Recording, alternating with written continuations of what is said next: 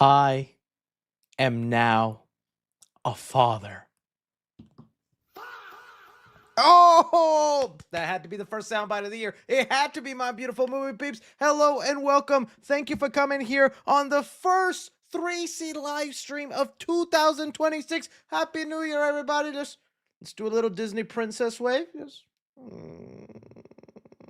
Do you think each Disney princess does it differently, or they all got the same thing? Like Snow White and Cinderella be doing it like this? You think Ariel might add this? Hey, if anybody can get into the research of Disney Prince waves, I would actually greatly appreciate that. Hello, my beautiful and wonderful movie peeps. Sorry, I messed up when I did the live stream. I had set it up for a certain time, and then when I went back, I was like, yo, why does it say at 9? That's not how late I need to do this. But we are back, we are here, and we've got so many great things to talk about here today. Thank you guys so much. Everybody throwing in Happy New Year's into the chat. Chris, congrats on Mini 3C. I am so happy, so lucky, and so sleep deprived, my friends. But we power through and we carry on. I'll definitely be talking about my 1 week as a dad and what it's like, because now that I've been a father for a whole week, I have enough knowledge and understanding to parent you, children of 3C. All right, you need tuition money? I'm not going to help you. You need advice that'll scar you for life? Step this way. Papa's ready to give you some of that. Doing the aerial wave again. Just throwing it up there. All right. Oh, we've got a lot of things to discuss here, my beautiful movie peeps. Let me pull up some of the things we're going to talk about, because we got a whole bunch. And then we'll just talk for a bit. Okay, so some of the things we're going to be discussing here in this live stream. Crash Bandicoot live action movie. We've got some details about that in the works. Man of Tomorrow. James Gunn has given us some new details I definitely want to discuss here. Stranger Things spinoff. The Duffer Brothers have now basically confirmed what the spinoff is. And, you know, maybe sometime later in the stream, I also just want to hear your guys' thoughts on the Stranger Things finale. But I guess we'll do that after all the topics. But we will talk about the spinoff. Spider-Man Brand New Day. We have an update on who MJ's boyfriend is going to be. Is it me? I guess we'll find out. We've got Avengers Doomsday updates. Some cool stuff, along with us looking at that list of the potential fight scenes and whether we think they're real, they're not, or who would actually win in that fight. That's what we got to talk about. And then I wanted to give you two lists. These would have been their own separate videos, but given circumstances of everything, and we're already in 2026, I won't really have the time to. So I'm going to give you my most disappointing movies, and I'm going to rank the comic book projects of 2025. A lot of pissed faces I didn't have any comic book movies in my favorite movies of the list. Did I forget because I was sleep deprived? Or am I just that pretentious now? Oh, Marty Supreme. Okay, yeah, one better after another. I like the Russian movie about the pigeon who discovers he's gay. That's what I think is winning the Oscar. Okay. Oh, guilt. You know what? Thank you for that. Who just said that in the chat? Karate Kick? Let's do that. I always do that as well. I forget about that. Guilty pleasure movies of this year. I didn't prepare any movies, but I'm sure I can think of some, and you guys will also tell me. Now, remember, guilty pleasure movies are the movies that, yeah, maybe got bad reviews. People are trashing on them, but heck, I kind of like it. I didn't think it was that bad. We'll definitely get into that. Thank you for that suggestion, my friends. All right. Timothy Chalamet is 100% Zendaya's new boyfriend. That would be crazy. That would be crazy if it is, but we're going to talk about that soon. Popcorn bucket predictions. We'll do that next stream. We've got a lot of topics here, but that might be a good one for next stream. All right, so let's just jump in. So, I don't even have the browser open. Come on, Chris. Can't start out the year like this, buddy. What the heck? All right, so let me make sure I got it. All right, make sure sound's on, and we share. Oh God, I think we got the leak of who Zendaya's boyfriend is. We'll discuss that soon, movie peeps. Okay, the Crash Bandicoot movie. Okay, so as you guys know, big Crash Bandicoot fan. I've mentioned it before. It was the first video. It was my video game mascot growing up. Kids had their Mario, their Sonic, Spyro, Sly Cooper, Jackson, whatever the guy's name is, or Ratchet and Clank. I like them too. But mine's was my good old boy Urapaka. Whoa! Trying to think of what other sound effects he made. It's there. And I have thought that this guy is a little underrated. I thought he deserves a little bit more love. I wish, I was about to say Pistone, PlayStation. Brain ain't gonna be working today for the next couple months, guys. Sorry. Um, and I was like, okay, cool. Now we did get an update officially. This is the official story that there would be a Netflix show, which cool, awesome. I'm not gonna lie, Papa probably will like tune in. Well, actually, I have a kid now. I have a reason to tune into some of this stuff now. But big old smile on my face. You know, like what I was thinking about? So sidetracked. I'm sorry, guys. Apologies already. For the next week or so, I am unfortunately going to become that insufferable person who just had a kid and all he wants to talk about is the kid.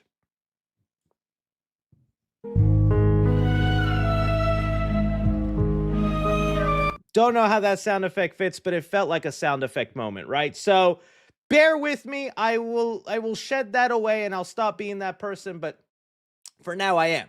But now, like, okay, yeah, there's gonna be an animated series on Netflix. Could be fun, could be cool. But it's like I didn't even check out the Sonic animated show on Netflix. I have a reason to now. So I was like, I knew in my heart I probably would like watch one episode or two, but it's not something I'd sit down and be like, let's go, let's go.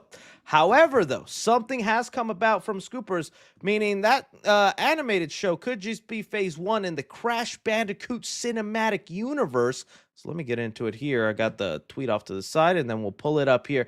We have a scooper here giving us some details that a studio is considering making a Crash Bandicoot movie. And so let's get into it here. We got it from the V Scooper, who is one of those scoopers, just like most, get stuff right, get stuff wrong, but they've gotten enough stuff right where I pay attention to what they say. And they said here, exclusive. A note tied to the undisclosed studio exploring a Crash Bandicoot movie. It's being approached as an accessible family film. Kids and parents, broad audience, not driven on nostalgia or gamers only.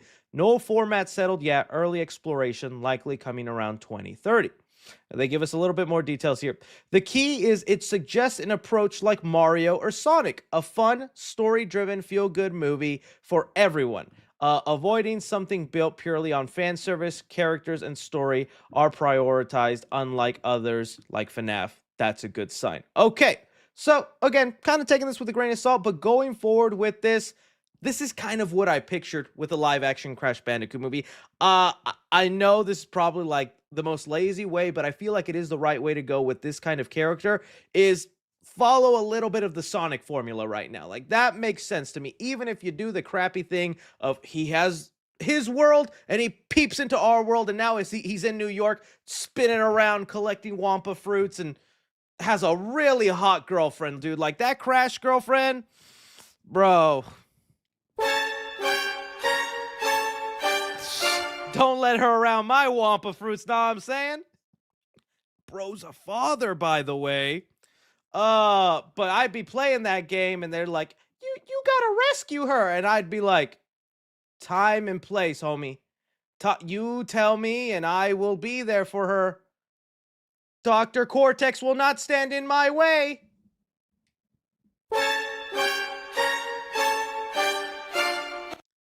Her when she holds me up like that as like I'm a little baby.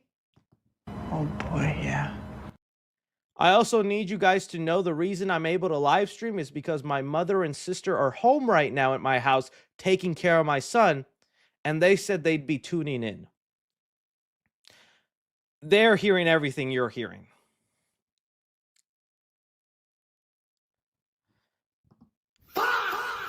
Anyways, so with all that, I was like, that's actually, I feel like the Sonic movies could work. And I do like the note they mentioned here where they said it wouldn't be built on fan service. It wouldn't be so much. And as much as I love Crash Bandicoot, and I think he's got a fun little world of characters, villains, Neocortex, all the bad guys you could fight, and his cousin or sister, or, I'm not clear on the lore, Urapaka, all that stuff.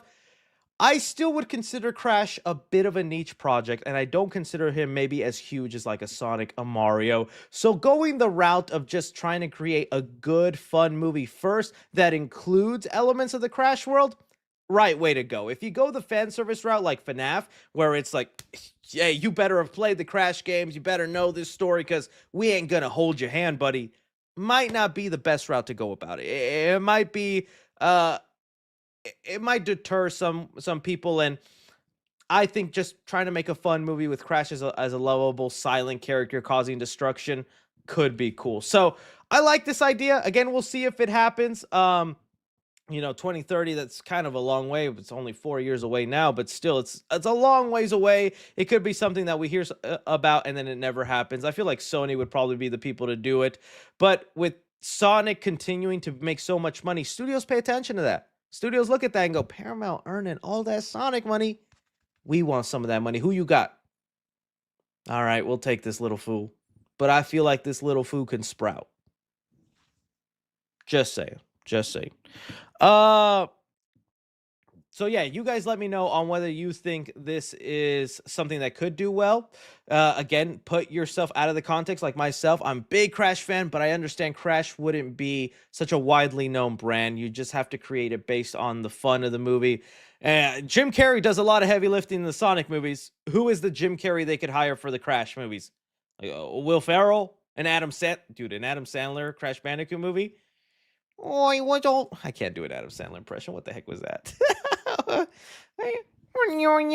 can't do Adam Sandler. I'll try, but hey, maybe him, Pete Davidson, and Crash. I don't see that either. You need somebody though to carry it. Or James Marsden, Donut Lord, who would be a sidekick? You guys let me know. You guys, Adam Sandler would be great. Yeah, Spiral would be awesome. Have him be the post-credit scene. That would be crazy if they could pull that off. Jack Black. Enough with Jack Black. I love the guy, but he's had enough of his dirty paws in video game movies. Borderlands, Minecraft, Mario. He's in Crash. Oh, also, who do you get to play Neo Cortex? I think there's like a Crash Bandicoot. There's like, I think one with Bryan Cranston. Live action poster. Let's see who they got.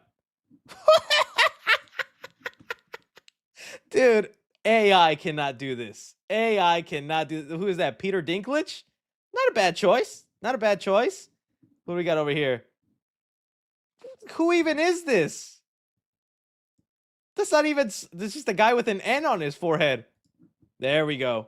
Peak. Jenna Ortega. Oh. And Adam Sandler. We have predicted the future. A film by Werner Herzog. I probably lost some film credit because that name sounds familiar, but I'm not too familiar with who that actually is. This is the Crash movie I want, so let's make that happen. Let's make Jenna Ortega that the sexy Bandicoot girl I was gooning to, talking about. All right, I think that's enough Crash. Let's move on before I have it crash out. All right, Man of Tomorrow. Ooh, James Gunn is cooking something. I'm gonna ask your guys this huge favor with this story. I'm gonna say it now, so hopefully it shows up on the Reddit by the time we're done with this story. But I have a vision for this, and you'll understand why. I was trying to do it before the stream, but I didn't get a chance to, so I need someone to do it, and then we'll look at it at the end. I need someone.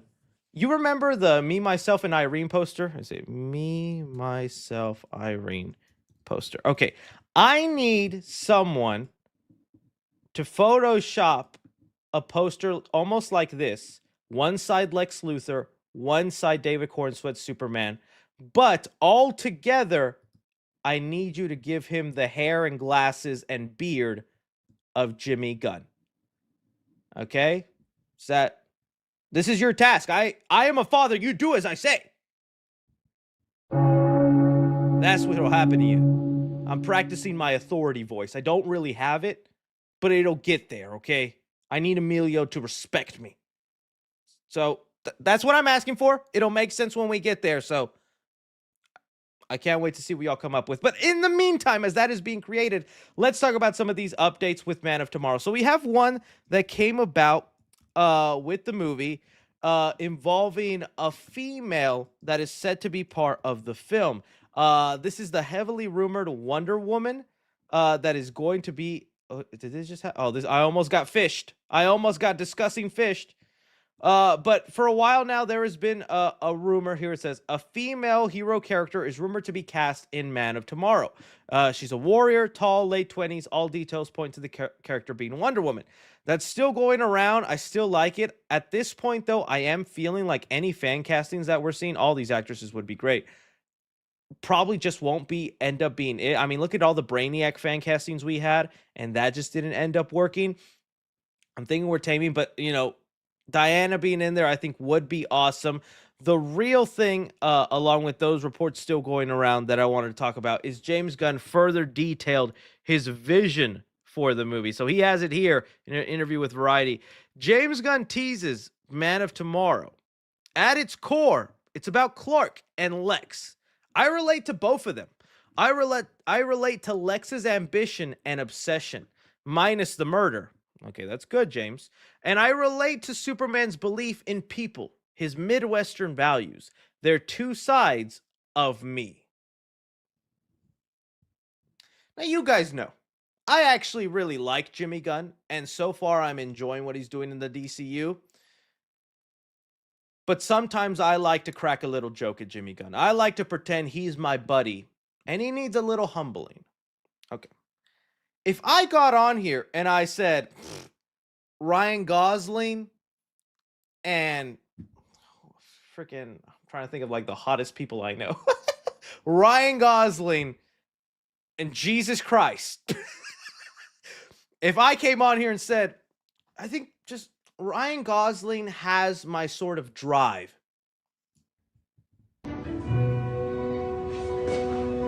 Say that again? That because he was in a movie called Drive.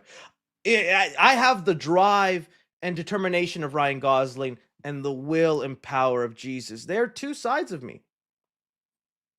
Jimmy, come on now. Calling yourself both a mix of Superman and Lex, I have to humble him. I have to remind him who he is, all right?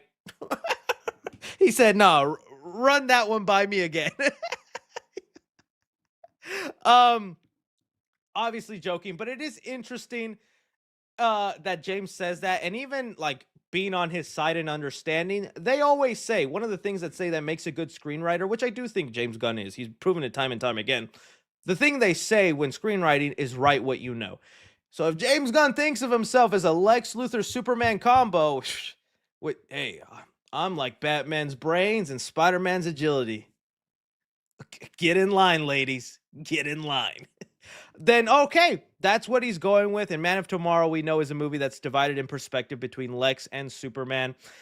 I'm still curious if this direction is going to pan out, because I just would have liked a direct Superman sequel. And I don't understand why this just isn't a direct Superman sequel when it is literally a lot of those same characters. It is still going to be having the repercussions of what happened in Superman follow here, but I don't know if it's some sort of legal loophole he's getting away with or something else going on. But, it is funny to me that it's like, it's not a Superman sequel. So it's like, when do we get that? Either way, let's see if we get that photo now. I left enough time in the Reddit. Some of you guys are much faster than I am. Well, that's definitely a Sora clip. Don't like that. Bro, I am now banning you, buddy. Let's do that. Report. I guess am I not on my account? Yeah, let's just let's see here. Let's remove this. Mark as spam. No reason to remove, but buddy, let's just not do this. Okay, there we go. All right, let's see if anybody. Oh, my little son in there. Anybody? Come on. Y'all are procrastinating like me. Y'all are procrastinating like me. Let's give it one more refresh just in case. Was that? Oh, is that the ad under my stream right now? That is sad. Freaking YouTube has gone downhill. Okay, people are still working on it. It takes time. I will wait. All right. And so with that is one of my concerns. We also have another update with Man of Tomorrow involving Supergirl here. So let me get that set up. Supergirl. Movie I'm pretty excited for. I still don't even know what my most anticipated movies are. There were so many big movies coming out in 2025, 2026 that it's gonna be so hard for me to narrow down that list. We have here James Gunn says Supergirl doesn't follow Woman of Tomorrow comic religiously. I love Millie Alcock in the movie. It's a space fantasy, which is like Guardians in a way, but instead, based on the Tom King book, it doesn't follow it religiously, but it has a lot of core of that. Which honestly, we'd actually kind of known that since they did the whole trailer event. It was one of the things that they mentioned. I do think that's the best way to go about it. Keeps the story a little bit unpredictable, and it's just kind of the skeleton bones. And Marvel has been the same way when it comes to Age of Ultron, when it comes to even the first Avenger movie, and how in the comics they went after Loki. So like it's something that happens. I think that's fine. I am curious though, Supergirl's involvement in Man of Tomorrow. I gotta believe she is somehow in there as well. It feels like a jam-packed movie, and even then, I was seeing somebody. Let me see if I can find this spot. Batman on film. This is a fan website that does a lot of Batman news and talking about the Batman character. And one of the articles they did, which I'm gonna have trouble finding right now. Oh, here it is. End of year mailbag. They were just asked flat out, like, when do you think we're seeing Batman? And they're an insider that sometimes has information. I have seen them get stuff right.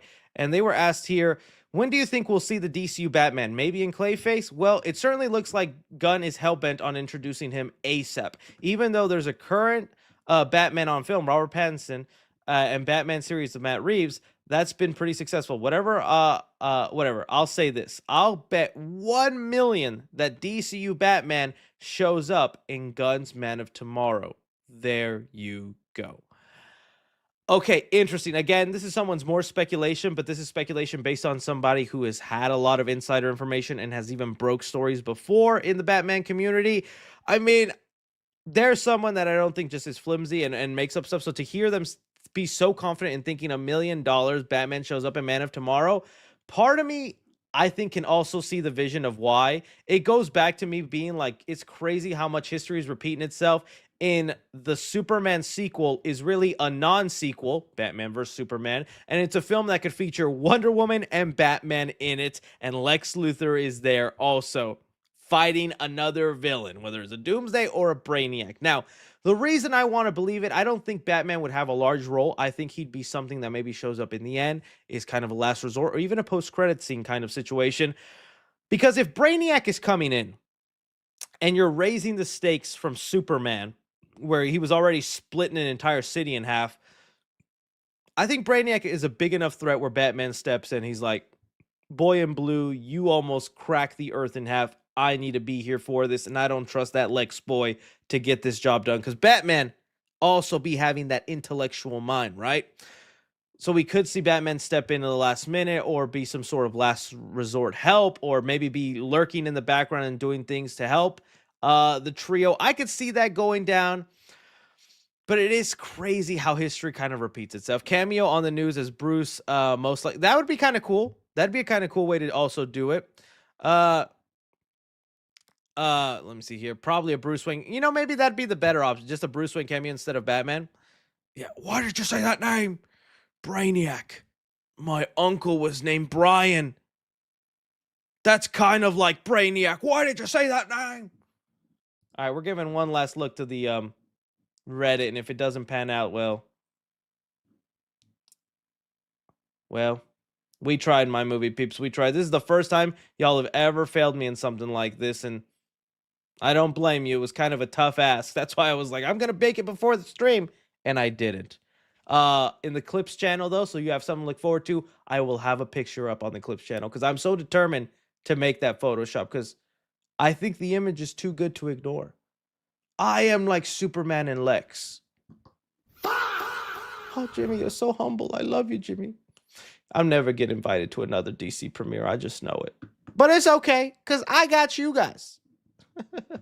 No worries. We'll check that all out later. You guys let me know your thoughts on these Man of Tomorrow updates. And how do you see the movie panning out and the way they're structuring it and going about it? I'm still really looking forward to it, because even if it's not a direct sequel, like they're pointing it, and it's going to be half divided between perspective of Superman and Lex, Brainiac is just such a cool villain. And I like the idea of them having to put their differences aside to work together. More Lex than Superman, because Superman is just going to be okay with like working together because the fate of the world determines it. But Lex is going to be so like annoyed and done with it.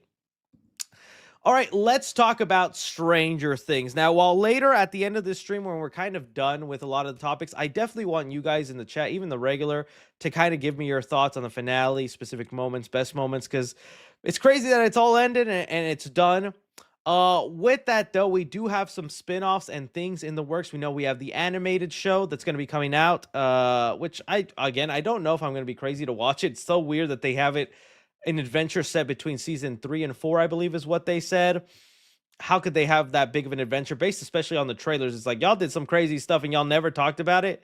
You telling me this kind of thing happened with all of y'all almost getting demogorgoned by a plant gorgon and y'all didn't even bring it up next summer?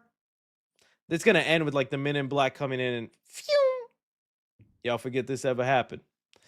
Either way, though, there is another spin-off coming in the works, and the Duffer Brothers were adamant about there's a clue in the finale about what this spin-off will be. There's a clue coming your way, and well, as far as looking forward to the clue, they just decided to let us know. So let me see here if I can pull it off.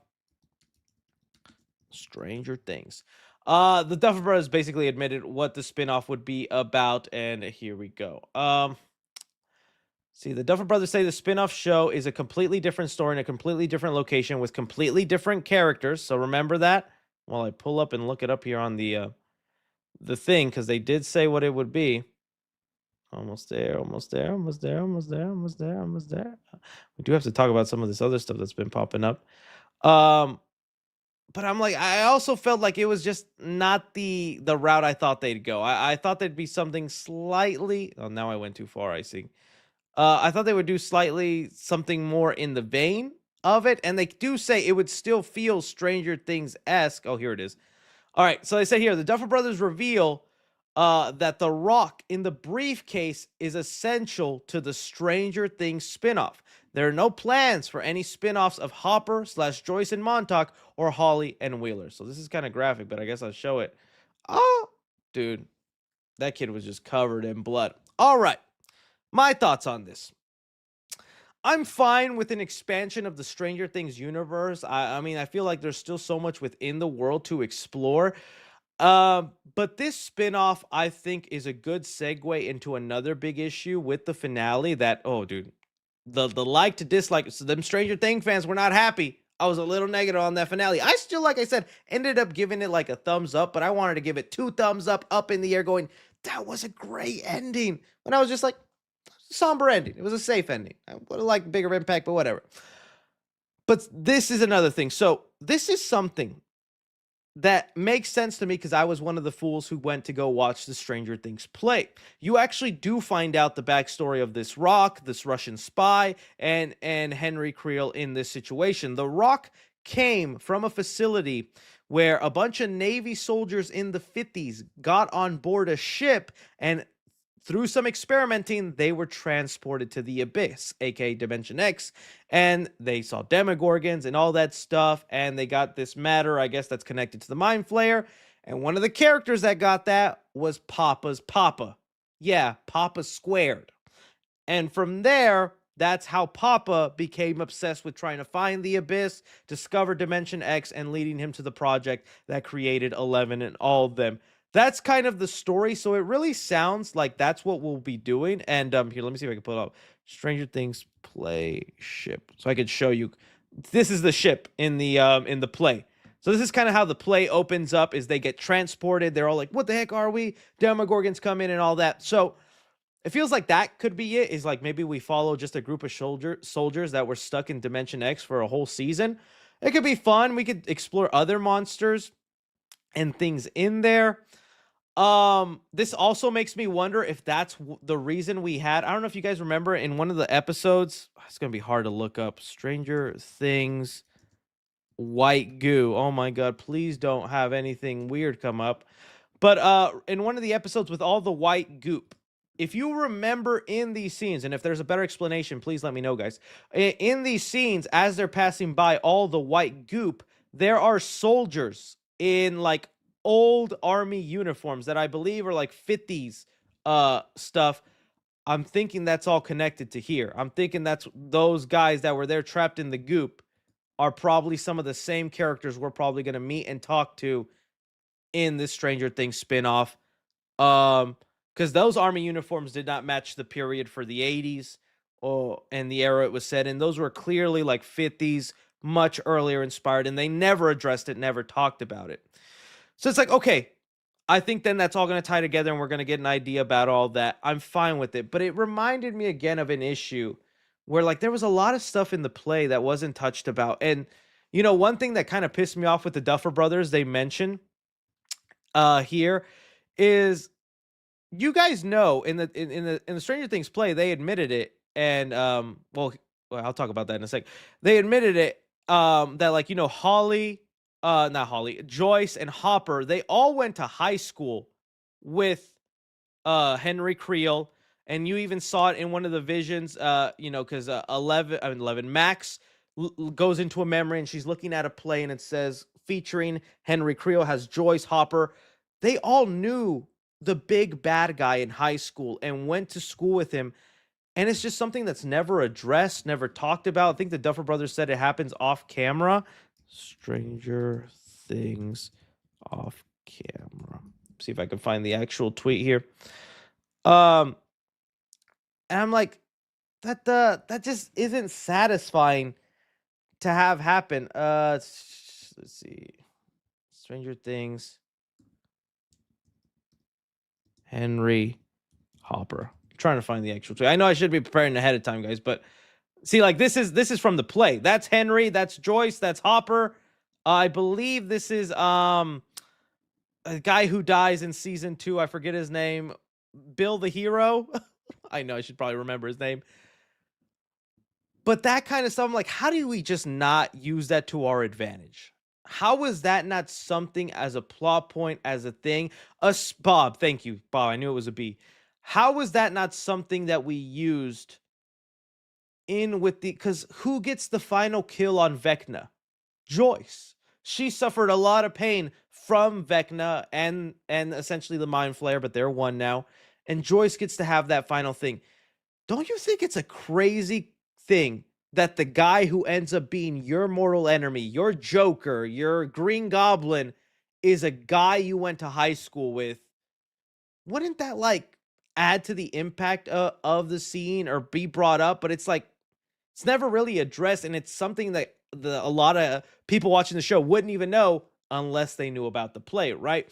So that's one thing about it too, where I was like, I'm surprised that didn't become a thing that they actually took advantage of within the show. But again, maybe it'll be something they might do here. I did like that they didn't do this. They talked about they did consider doing a Darth Vader thing with Vecna and like turning him good at the last minute.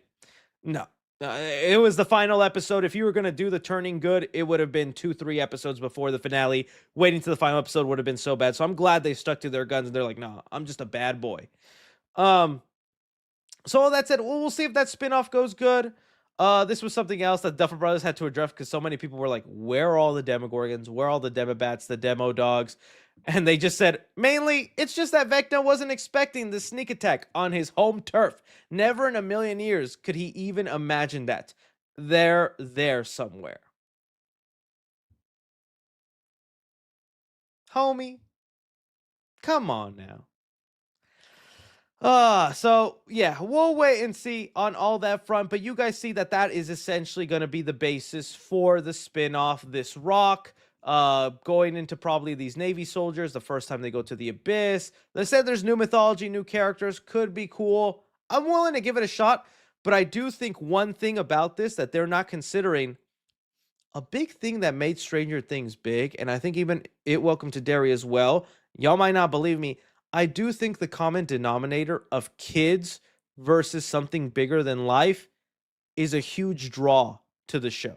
That's what It Welcome to Derry, I think, does so well, just having a bunch of little kids fight an alien, a bigger than life creature. Stranger Things, these little kids fighting bigger than life monsters, Demogorgons.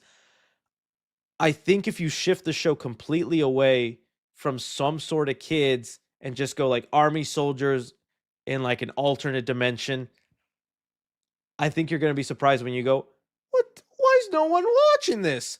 I think there is something there to that, but yeah. Yeah. Welcome to Derry, a better show.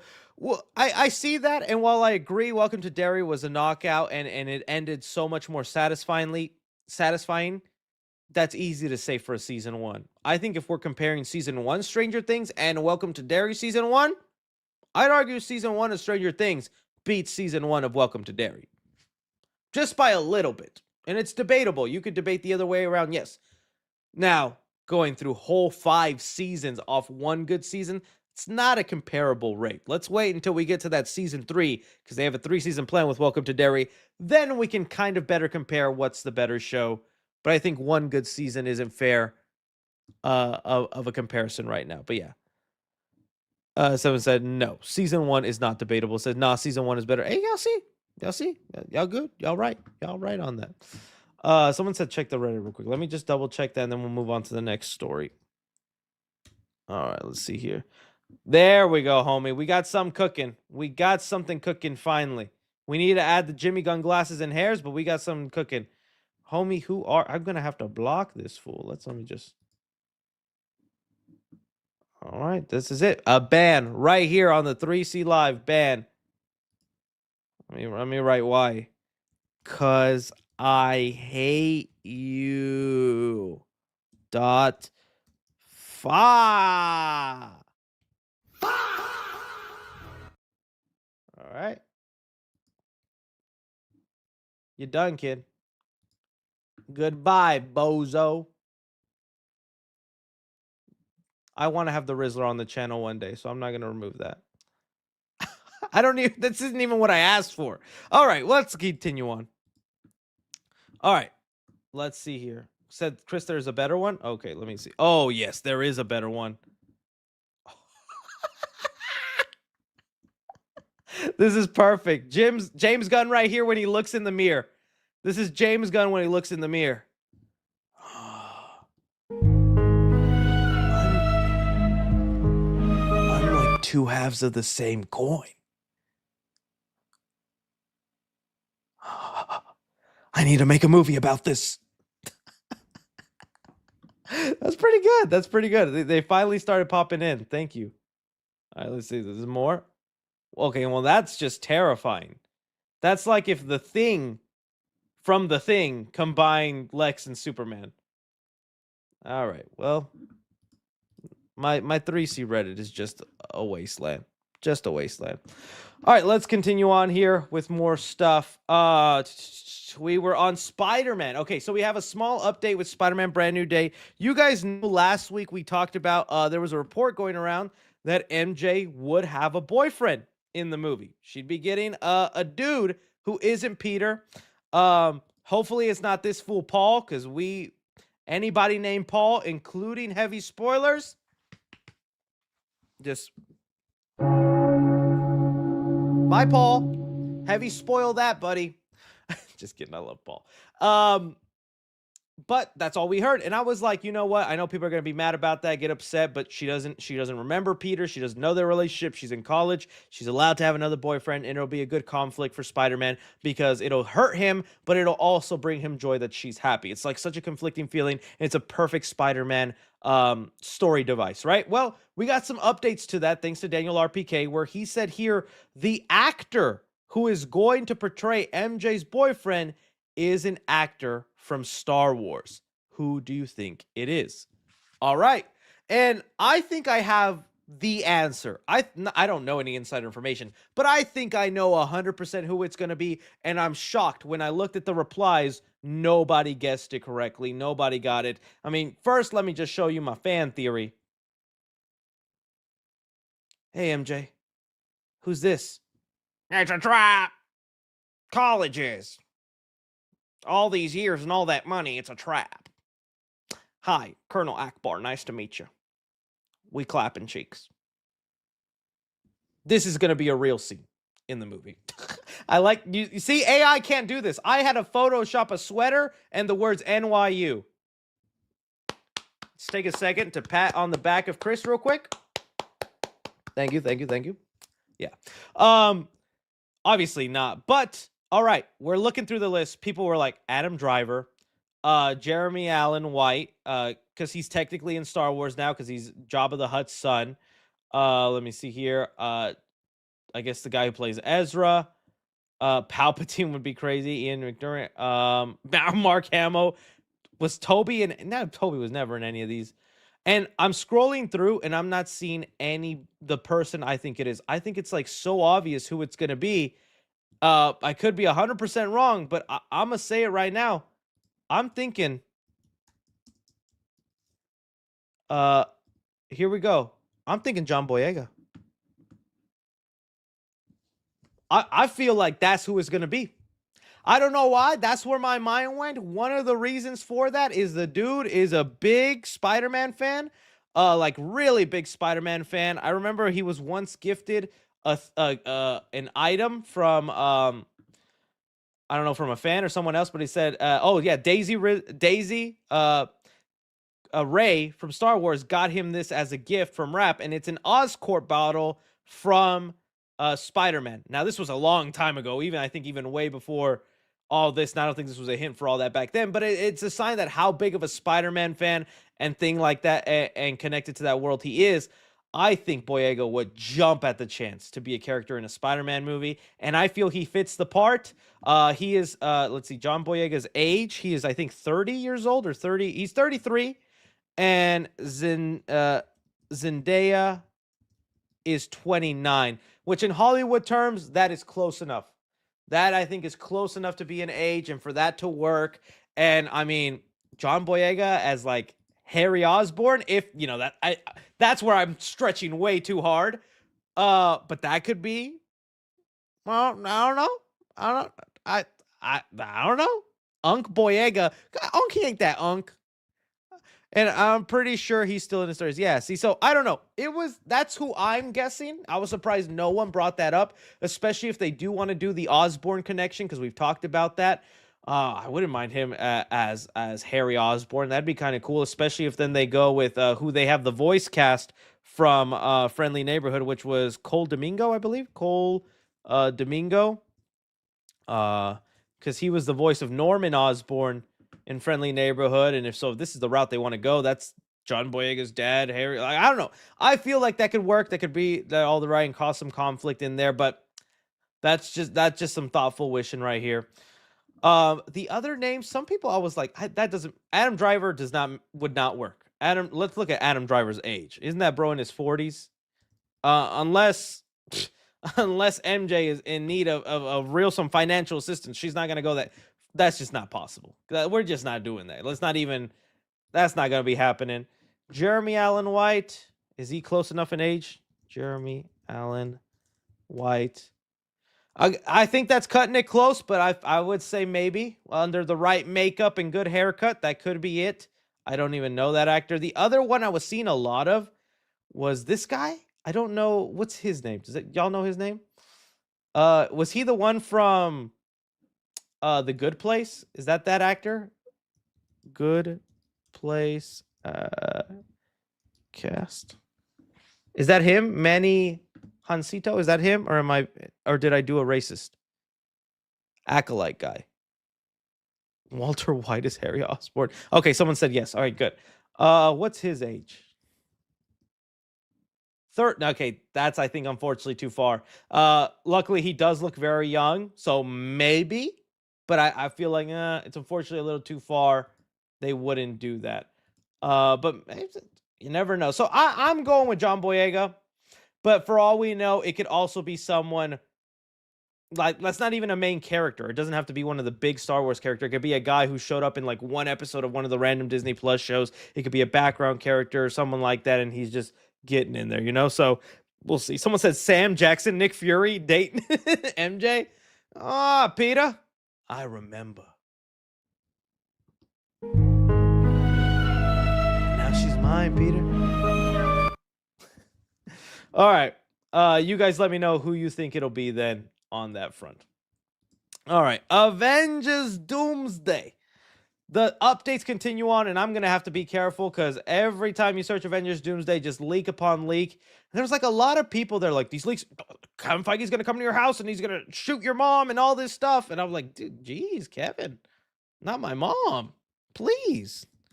So let's first look at one. Well, actually, I want to look at this Haley Atwell thing that was going crazy. That I think some people were going a little overboard with. So we had an update uh on Avengers Doomsday. Let me see if I could just pull up the actual just a roll. I don't even know. I'm trying to figure out because there's some words. There we go. It was this: Haley Atwell will reportedly have the biggest role she ever had in an Avengers movie in Avengers Doomsday. Now, I don't know how many of you guys remember all this, but there was a time and place where it was rumored this version of Haley Atwell, Captain Carter, would be one of the biggest new characters, that she was even going to get her own spin-off, that she was going to be involved a lot, and she was a big character in What If, and they were just treating her like the biggest industry plant. I like the idea of what they did with her, and I thought she was fine in the Doctor Strange movie, but admittedly, she wasn't somebody that I was like, why are we trying to like make it a thing? Doesn't feel like it needs to be a thing. And so in this situation, people are really bringing up that PTSD of, no, get her out of here. I don't want her. Someone said that did not work. I mean, for the few scenes she was in, it was fine because she was an alternate Captain America leading an Avengers team. That's why it worked for me. And then she ended up dying like all the other characters. But I was like, it's good enough.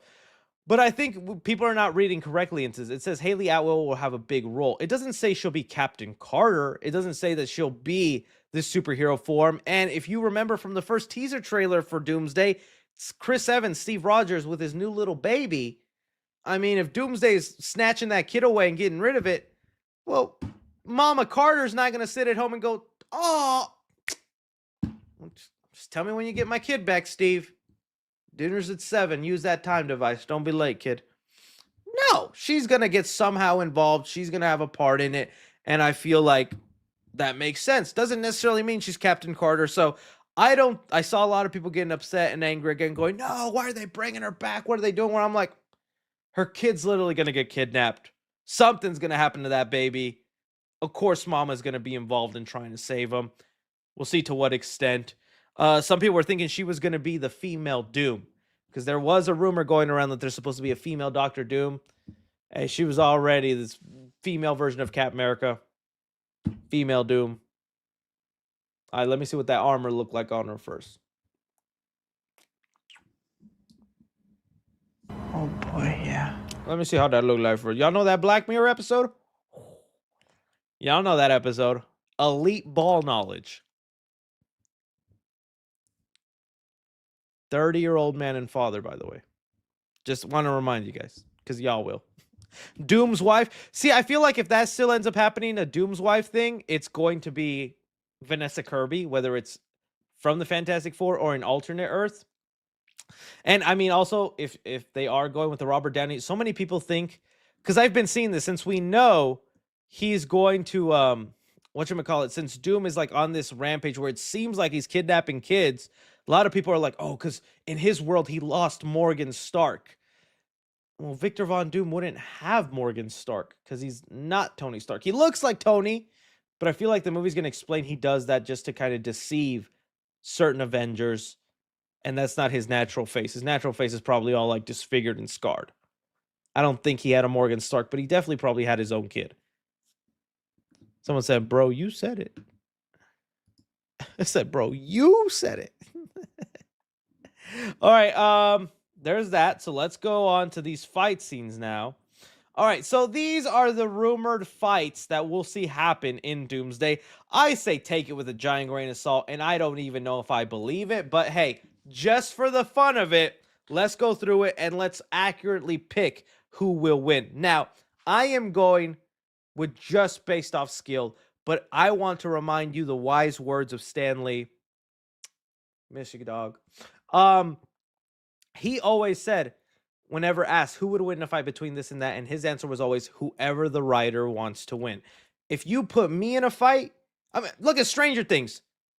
We're getting 10 kids versus a giant Demogorgon. Who won because of the writing? Those 10 kids. Not a single one of them scratched. Okay? So it's the same situation here. Although I say this person, the writing could dictate the other person wins. But if I'm just going based off skill level and power level, This is who I think will win. All right. So starting off, Mr. Fantastic versus Nightcrawler. This probably will be a fight scene because remember, Floop actor, I forget his name, not Alan Tudyk. Oh my, I should remember his name. X-Men 2 cast. Floop, Alan Cumming. I knew it was Alan something. He accidentally let it slip that he had a choreography and fight scene with Pedro Pascal, and he got in trouble for that. He was leaking a lot of stuff, so it looks like at least a small tussle between Mr. Fantastic and Nightcrawler will happen. I'm going Mr. Fantastic. I'm thinking he will outsmart Nightcrawler in his projections, and at the end of the day, Nightcrawler just has teleportation. Unless he's running away, a straight-on fight, I think Mr. Fantastic has it. Not just that, because even if Nightcrawler scratches him with like his claws and all that, I feel like with his stretching ability, it wouldn't even be that harmful to him. I'm saying Fantastic wins. All right. Y'all agree? Y'all agree? Someone said no ball knowledge. Someone said L take no ball knowledge. I think Fantastic wins it. He's going to outsmart him, and the stretchy powers could prove useful. All right. Shang-Chi versus Gambit. Tough one. Tough one. All right.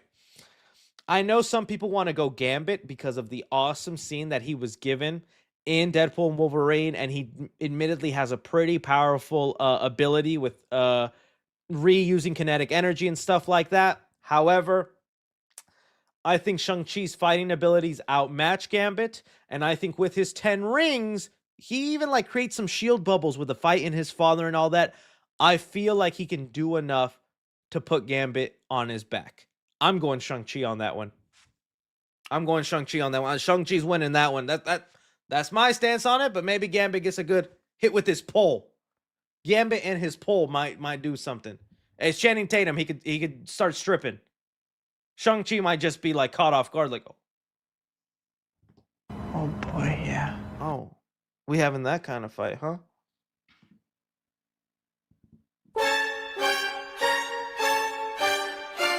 Get the oil out. Yelena versus Mystique.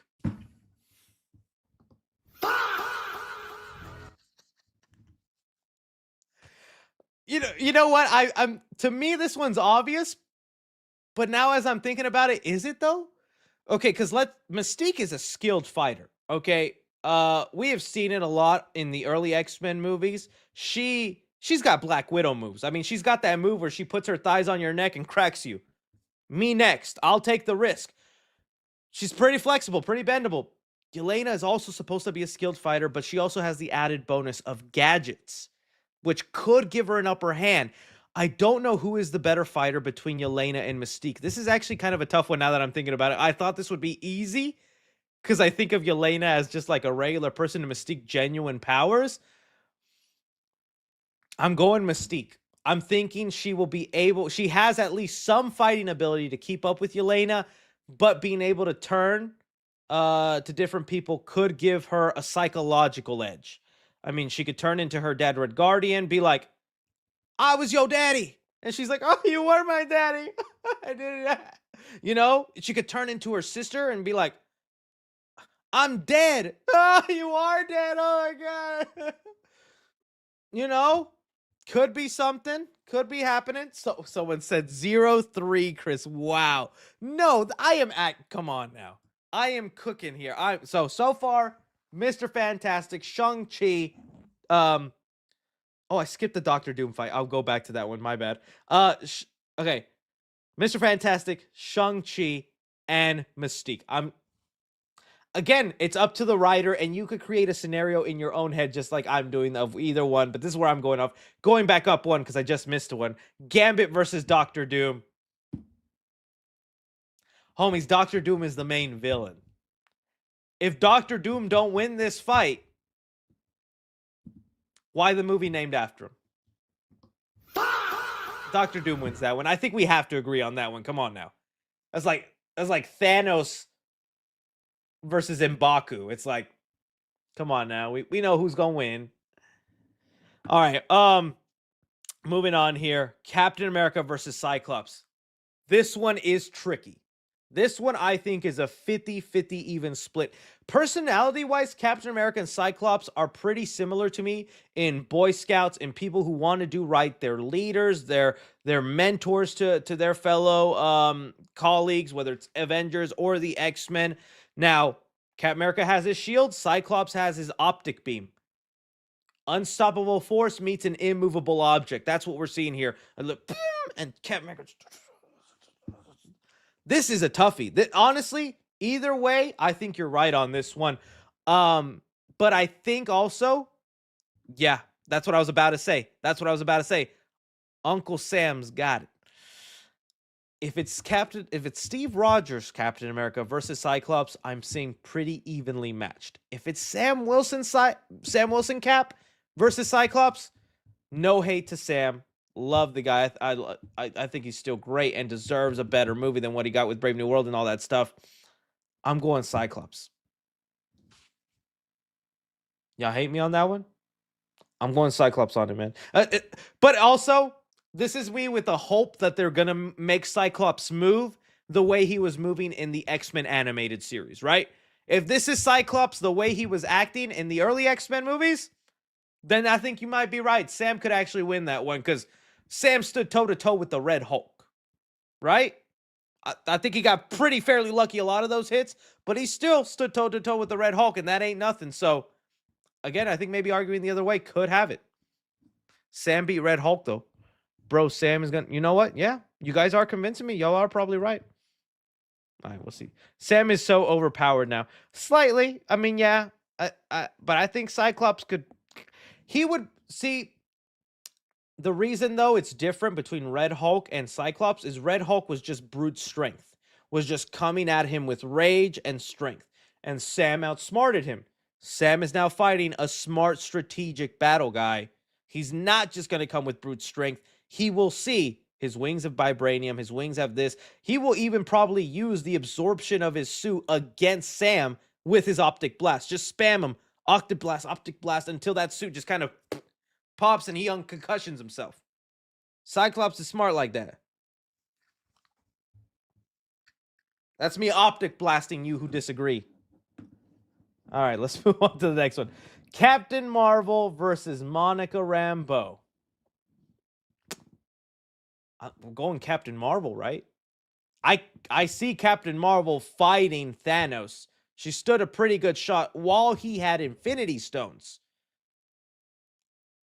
Who's the toughest person Monica Rambeau has fought?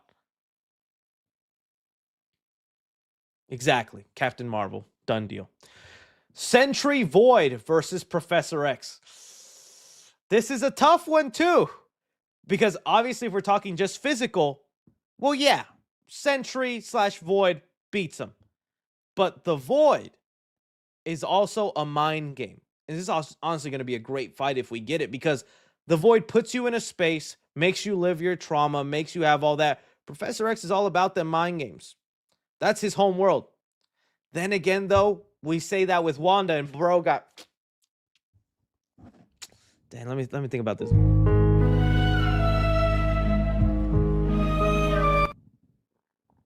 If I'm also being honest, Professor X has died 4 or 5 times in the universes he's in. He don't want the smoke. I'm giving it to Sentry/Void. Just based off past wins. Right? Comic book wise, Professor X should win, but we're talking about movies and what we've seen so far.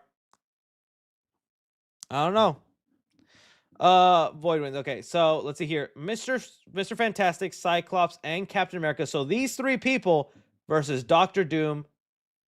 Versus, just Doctor Doom. Okay, I thought it was more.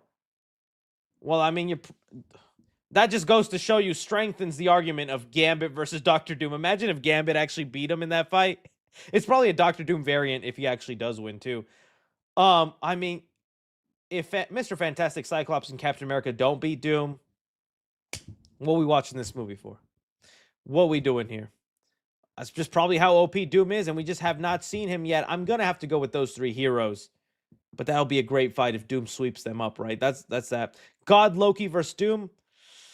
I want to go God Loki, but we don't know God Loki's abilities based off him just sitting and controlling a timeline. If that is the extent of his powers, all Doom got to do is take the chair away like some sort of jerk in high school when you go to sit down. Oh, you don't got your chair, Loki? Loki looking a little bad. I don't know what that was. But I'm gonna go Doom on that one. I'm gonna go Doom. Y'all saying God Loki because again, you're going based off the comics and what you know that character is capable of, and I agree. But so far with what we've seen, Loki just sitting on a chair. You know who does that? Me at least twice a day on a toilet. You saying I defeat Doom? Didn't think so. Bro really missed almost every time.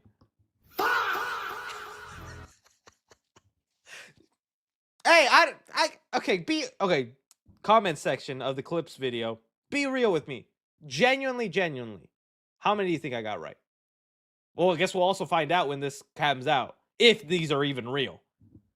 I feel like I had strong enough arguments. Someone said, put the fries in the bag. I hate y'all. I think, oh yeah, there we go. That's the truest thing. Emilio destroys Doom. The one baby he couldn't snatch. You guys ever remember those Super Baby movies?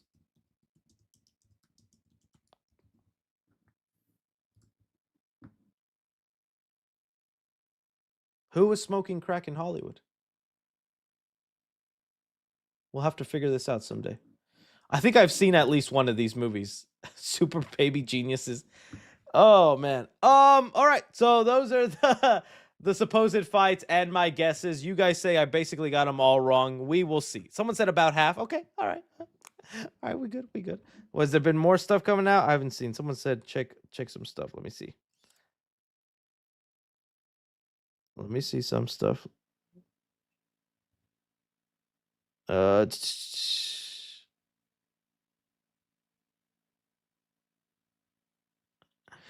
on. Let me just check what the people are saying. I'm pretty sure these are AI images, buddy, but thank you. It's an AI image of Anna de Armos as Psylocke. Don't ever waste my time like that again, buddy. I'll find your family. All right.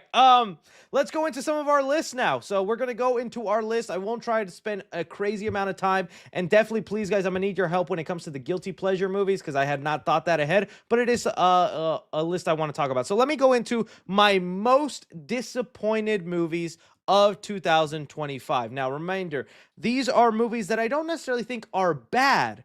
But they didn't hit the high note I was hoping for. They weren't as well loved. Some of them maybe are straight bad, but they're films I had high hopes for, or that I had a track record of like, this will probably be a good movie. You go watch it and you're like, it's not as good as I wanted. So I'm going to go with my first one of 2025. Happened pretty early on. I was hyping this movie and it just did not hit it for me. Wolfman with Lee Winnell. Dude, I like what Lee Winnell was attempting in a different type of Wolfman story, and that's why I get some people walked out okay with it, but just seeing how great of a job he did with Invisible Man and how much I loved it, this movie did not live up to that hype. I felt like it was honestly just a missed opportunity. The only cool part was just seeing the dad go from transforming into regular guy into a werewolf, but I think just a lot of elements felt flat to me, and it's not anywhere as good as Invisible Man. So Wolfman to me was one of my most early disappointing movies of the year. That was that. Another one I thought would maybe be Oscar contention. Who knows? Maybe could be, at least for performance, The Smashing Machine. I finally got to watch this movie about a week ago. Bro, the only Smashing Machine was the Sandman sleeping pills trying to keep me awake during this. What happened, dude? I really thought this would be a great movie. And again, I'm happy if you're someone that liked it. I was struggling to stay awake, to power through this movie. I was very disappointed by this. This is obviously a story about Mark Kerr, but it really doesn't know what it wants to be. It doesn't know if it wants to tell the story of Mark Kerr. It doesn't know if it wants to tell you the story of his addiction or his rocky relationship with Emily Blunt's character.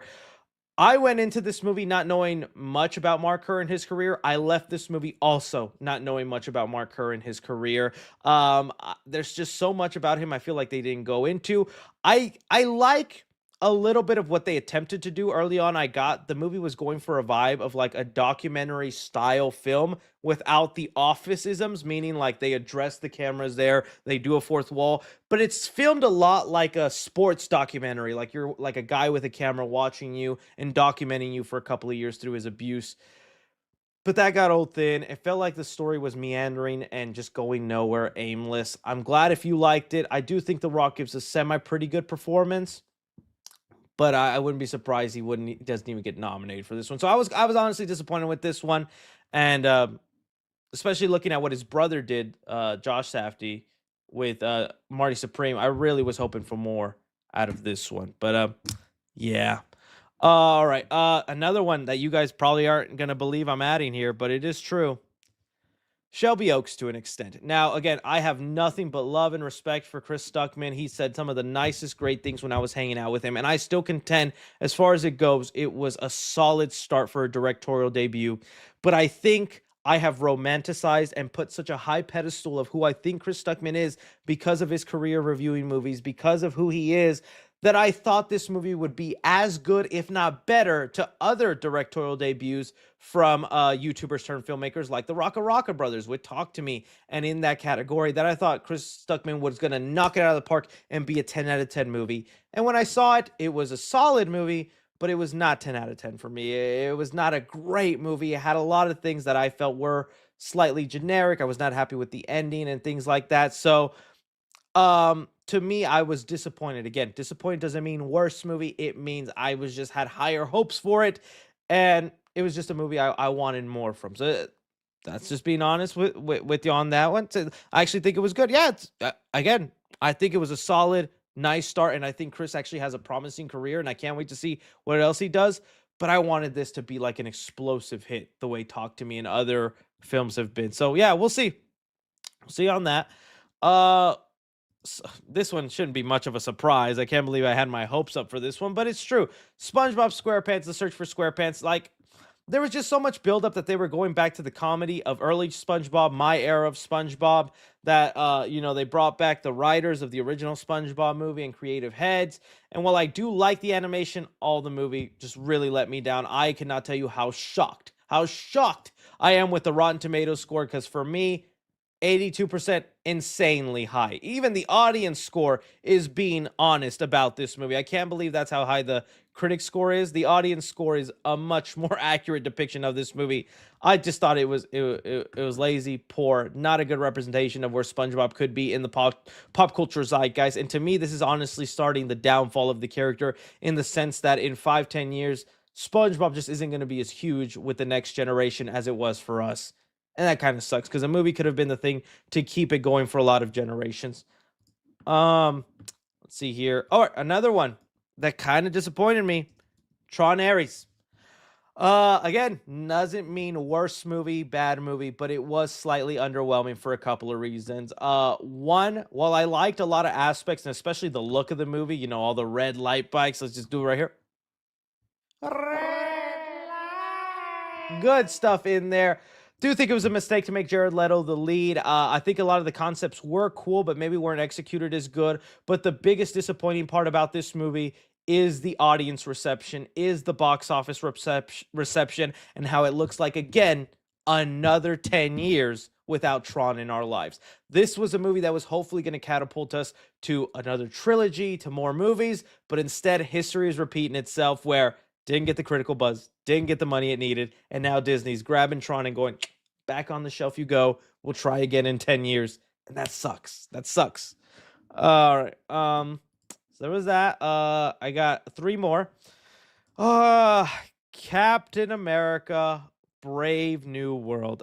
This was another one where Sam Wilson, to me, is such a cool character, dude. I think it's so awesome that Marvel has actually gotten to the point where we have passed the mantle of Captain America, excuse me, and it's Sam Wilson, like in the comics. Should have kept that white and blue suit from the show, but whatever. But making the story a sequel to The Incredible Hulk, a movie that was your second film in the MCU and was also at this point almost 2 decades old. Giant mistake. Why have so many Hulk villains not include the Hulk at all? Why?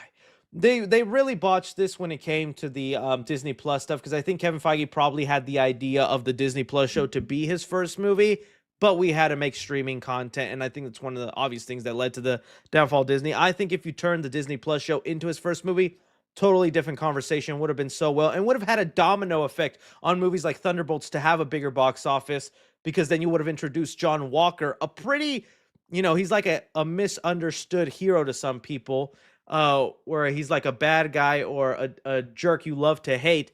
Introducing him in a Captain America movie would have done wonders for Thunderbolts. I just, again, was disappointed because I feel like Sam definitely deserves better, and I think we will see better of him in Doomsday. I don't think Chris Evans being in there is going to diminish Sam's involvement or role in Doomsday. Another one for me that I actually was excited for, Wicked for Good. Believe it or not, I did not care at all about Wicked. I was not someone into the play, to the story, or even the idea of the Wizard of Oz world, but that first Wicked movie, hey, Wicked good, dude. So I thought the second movie would land it, would nail it. I watched that thing in disbelief. It made me do one of my classic 3C rant videos with my spoiler review. I was actually pretty disappointed with this movie. Probably the only disappointed movie on the list that I would agree maybe is a bad movie, but I am in the minority. People loved it. They fought me on it. They thought it was great. I'm happy for you, but I was disappointed because of how much I liked the first movie. I wanted it to end big. And the last film on my list that I was disappointed by, again, these were in no particular order, but still, Mission Impossible: The Final Reckoning, a movie that in the end, I will still say, thumbs up, I liked, but for half the movie, dude, and I never had felt this way in a Mission Impossible movie, at least the only one was Mission Impossible 2, is, dude, this does not feel like a Mission Impossible movie. The pacing is all off. It's so weird. Why are we getting dozens and dozens of flashback scenes? Are they spoon feeding us and whatnot? It isn't until the later half of the movie with some of the bigger set pieces and the story really gets ramped up that you're like, okay, this saved it for me, but it was not the triumphant, huge win that like a lot of movies like Fallout, all the basically the movies from 3 to 5 have been awesome, and this one just kind of a little bit of a whimper, You know what? Great point. Great point. I didn't add this one, but you know what? I lied. There is still one more. Yeah. Karate Kid Legends. I said no Karate Kid. Karate Kid Legends. You're right. That is one that left me disappointed. It's a movie that, again, I actually don't think is all that bad. If anything, it's a pretty average Karate Kid movie that goes by the numbers. And if this was like your first Karate Kid movie or a movie that you showed to like a kid today, they'd probably like it, and it would invest them to go back and watch the original, the Jaden Smith one. And that's always like a good job of a reboot remake. But as far as moving the franchise forward, bringing in Mr. Han, Daniel LaRusso, really botched it and was one of those legacy sequels that just kind of did the bare basics and followed a formula that, yeah, it did let me down. No, so some of these other ones that people are mentioning, Jurassic World Rebirth, nah, because I ended up liking that one enough. 28 years later, really liked.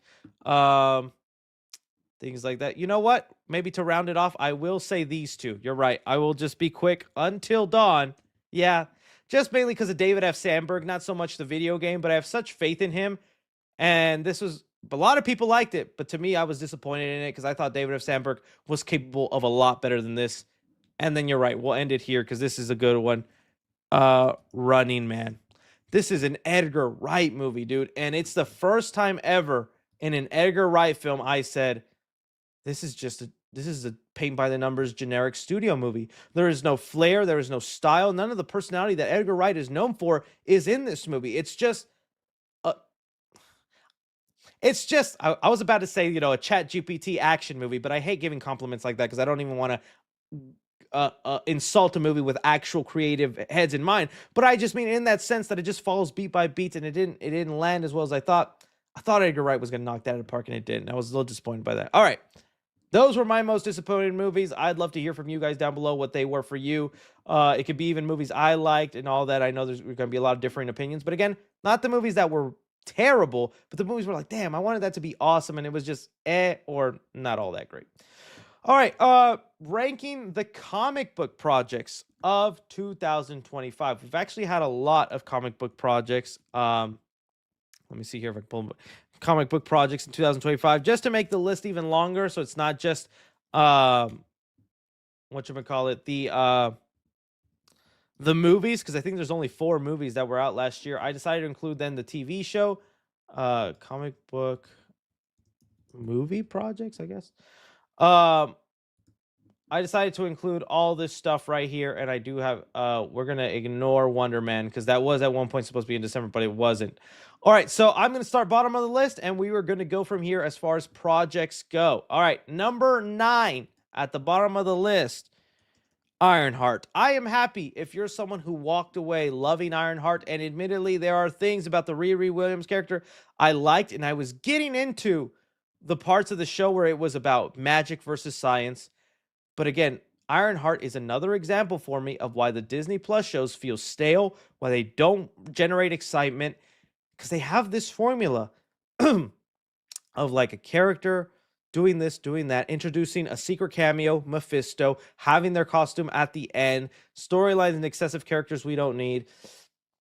It was just one of those where it's like, why are we oversaturating the MCU and just kind of doing the bare minimum? If you're someone that liked Ironheart, I'm happy for you. But to me, it was just another example of like, not for me, not for me. From there, I'm gonna go. Bro, see, there we go. I knew it right here. Bro doesn't like black people. When I have said this about every Disney Plus show about that. There's only a handful I like. There's Wanda, Loki, Falcon and Winter Soldier. What's another Disney Plus show? Like those are the 3 shows. Like I actually was like, these are pretty good. Everything else, I'm just kind of like, eh. Even Moon Knight and all that. But that's gonna happen whether you give your honest opinion or not. All right, and so this next one's not gonna help my case either. Number 8 on the list, Captain America: Brave New World. Again, this one makes me mad because I think Sam Wilson does deserve better. He needs a good movie. I was tired of the Sam Wilson slander and people, all that, and I felt like this movie could have really shoved it in the face of those who goes, he doesn't even have super soldier serum. He's not even there. I think there's something so honorable, so badass about being a guy who doesn't have powers, but still puts on the fight, still goes on the mission. And there was a handful of scenes that I did like. It's a mixed bag. To me, it's not 100% bad because there's a lot of cool scenes, like when he fights Giancarlo Esposito and he has no suit. Love that scene. Obviously, the Hulk fight in moments I thought was pretty cool. But the story, again, just being a sequel to The Incredible Hulk without the Hulk in it and just inserting Captain America and that post-credit scene, one of the worst post-credit scenes ever. Just all of a sudden, Mr. Thinkhead knows about the multiverse and Doomsday without any logical reason. He could predict multiverse and Doomsday, but couldn't predict how Sam would defeat him. Okay, that's cool, dude. That's cool. 3C canceled live on it. Oh, dude, and yeah, agree. That Bucky cameo, awesome. Great Bucky cameo. Great Bucky cameo. From there, I'll go Marvel Zombies. This was like kind of where we get again into the realm of like I actually kind of enjoyed it and liked it. I thought it was one of the better like quick romp off the bat. They actually did a lot with building out the MCU. It felt like a show that actually used the world to its advantage, included as many characters and elements from like Thor, to like Wanda and Spider-Man and all these characters. I had fun with it. It didn't have me as glued as I wanted. I'll be honest on that sense, but I actually kind of liked it. But I'll also be honest, I'm not hammering or begging for season 2. Just a one and done. Cool. And it is also awesome of them to actually give it a bit of a mature rating in showing blood and some kills in there. So I did like that as kind of a one-shot story that went through.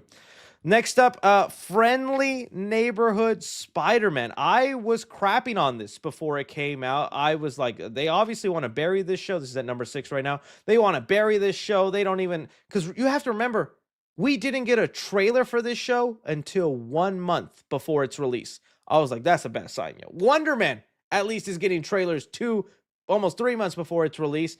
They were trying to bury this, and there were so many conflicting reports about whether it was in the MCU, its own separate timeline.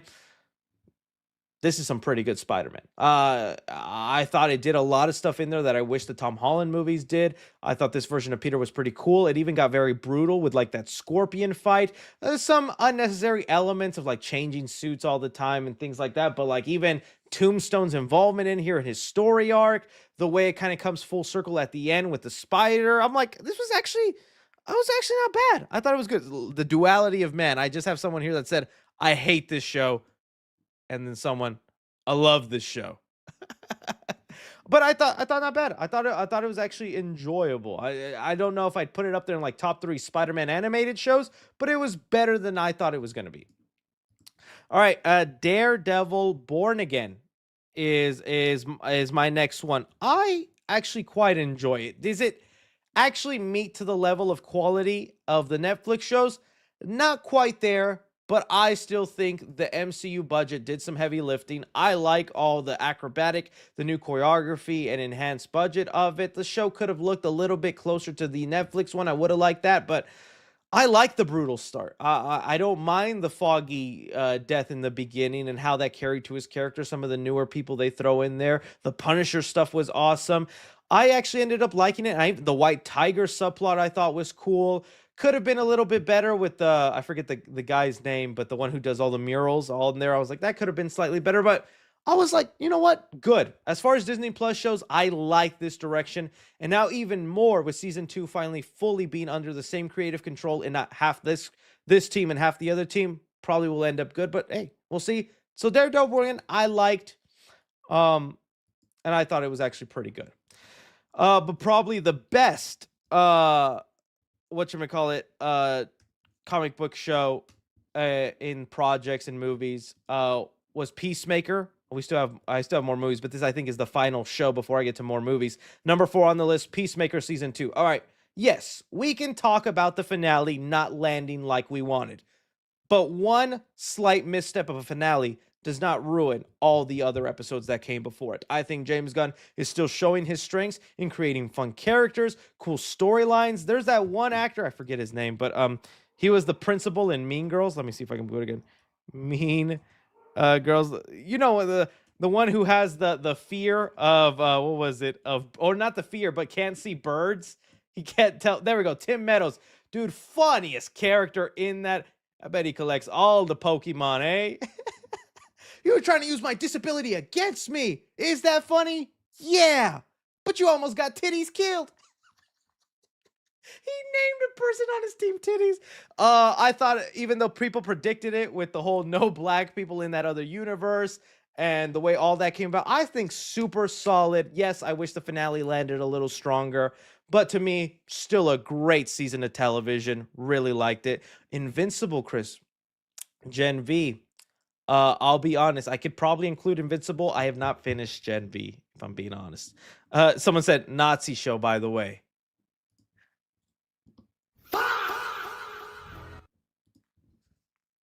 You caught me. You found me out, buddy. In that case, I'd put Invincible probably under Peacemaker. I'd still really liked Invincible. I thought that was pretty good. Did that come out 2025 also? Dude, the year feels so long. I'll put it right under there. Okay, but anyways, moving forward with what I got. Number 3, Thunderbolts. As far as projects go. Okay, I get it. This was a good movie. I'll even say great. But I think some people are so deprived of a good Marvel movie that when we finally got one, we treat it like it's the best Marvel movie of all time. I think that's what happens with Thunderbolts. Because yes, like I said, really good movie, fun reminder of what happens when you can properly introduce characters in different projects, make them come together Avengers style, and tell a story. I like the more serious tone, not joking as much, even like some of the commentary on, suicide and things like that, not feeling there, how it builds out the MCU in a way I like, where it's mainly its own story, and just the last 5 minutes is setting up stuff for Doomsday. That's the way the MCU should be, not showing a whole movie setting up, and then the last couple bits is the actual own story. That's what I think some projects have become. But again, it is just finally a good movie in a sea of mid. We were getting a sea of mid, a sea of slop.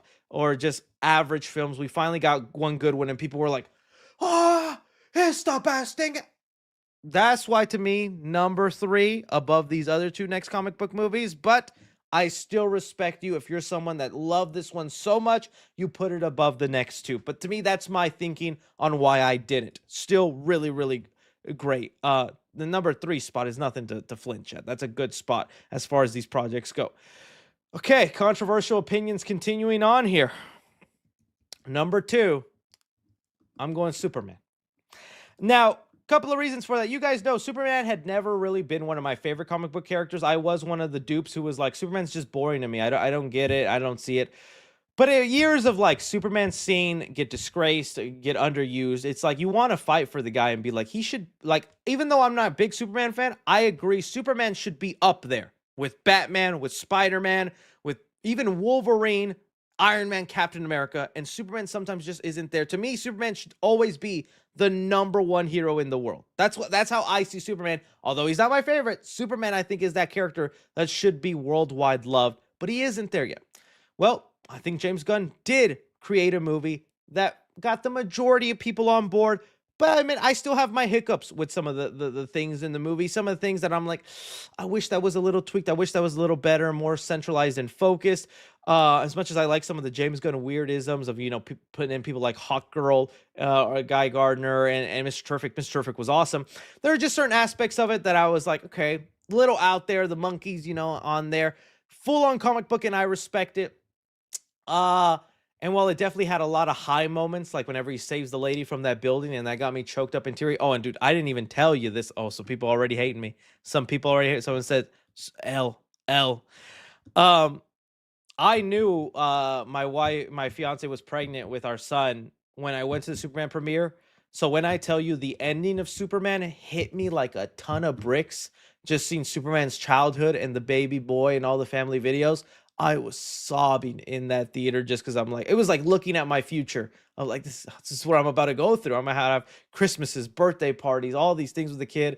Oh, dude, it was so hard to conceal that when I did my out of theater reaction, but still really, really good. I just can't deny I do have just slightly more complaints when talking about this movie as opposed to the next movie, which to me, number 1, I think is Fantastic Four First Steps. To me, this isn't a situation like Thunderbolts of just, oh, we finally got a good movie. To me, this is an excellent MCU movie. To me, this is right up there with a awesome start. It's a reminder of like the early phases where they knock it out of the park right out the gate, introducing the characters. I love separating us from the MCU, just being in this retro futuristic world. The edge on my seat feeling I had with the Silver Surfer scene in space and all that. I've seen that scene like 4 times now, and I love it. I still get my heart racing and pumping. And Galactus I thought was awesome. I see the complaints some people have. I agree. Reed Richards needs to do more stretchy things. There needs to be maybe a longer battle at the end with Galactus, but to me, very little flaws in this movie. The least amount of complaints to Superman, but just my opinion and my thought. I will say this though. Superman I think has higher highs than Fantastic Four, but Fantastic Four all around is consistently great. While there are just some things that dip in quality, not dip in quality, but some things that dip in, like, I don't know if I love that choice that James Gunn did in Superman, although I still really like that movie. But things like that. So that's my opinion. But you guys let me know. I didn't even watch Eyes of Wakanda, my buddy. I'm sorry. I do need to watch that. Mid ball knowledge.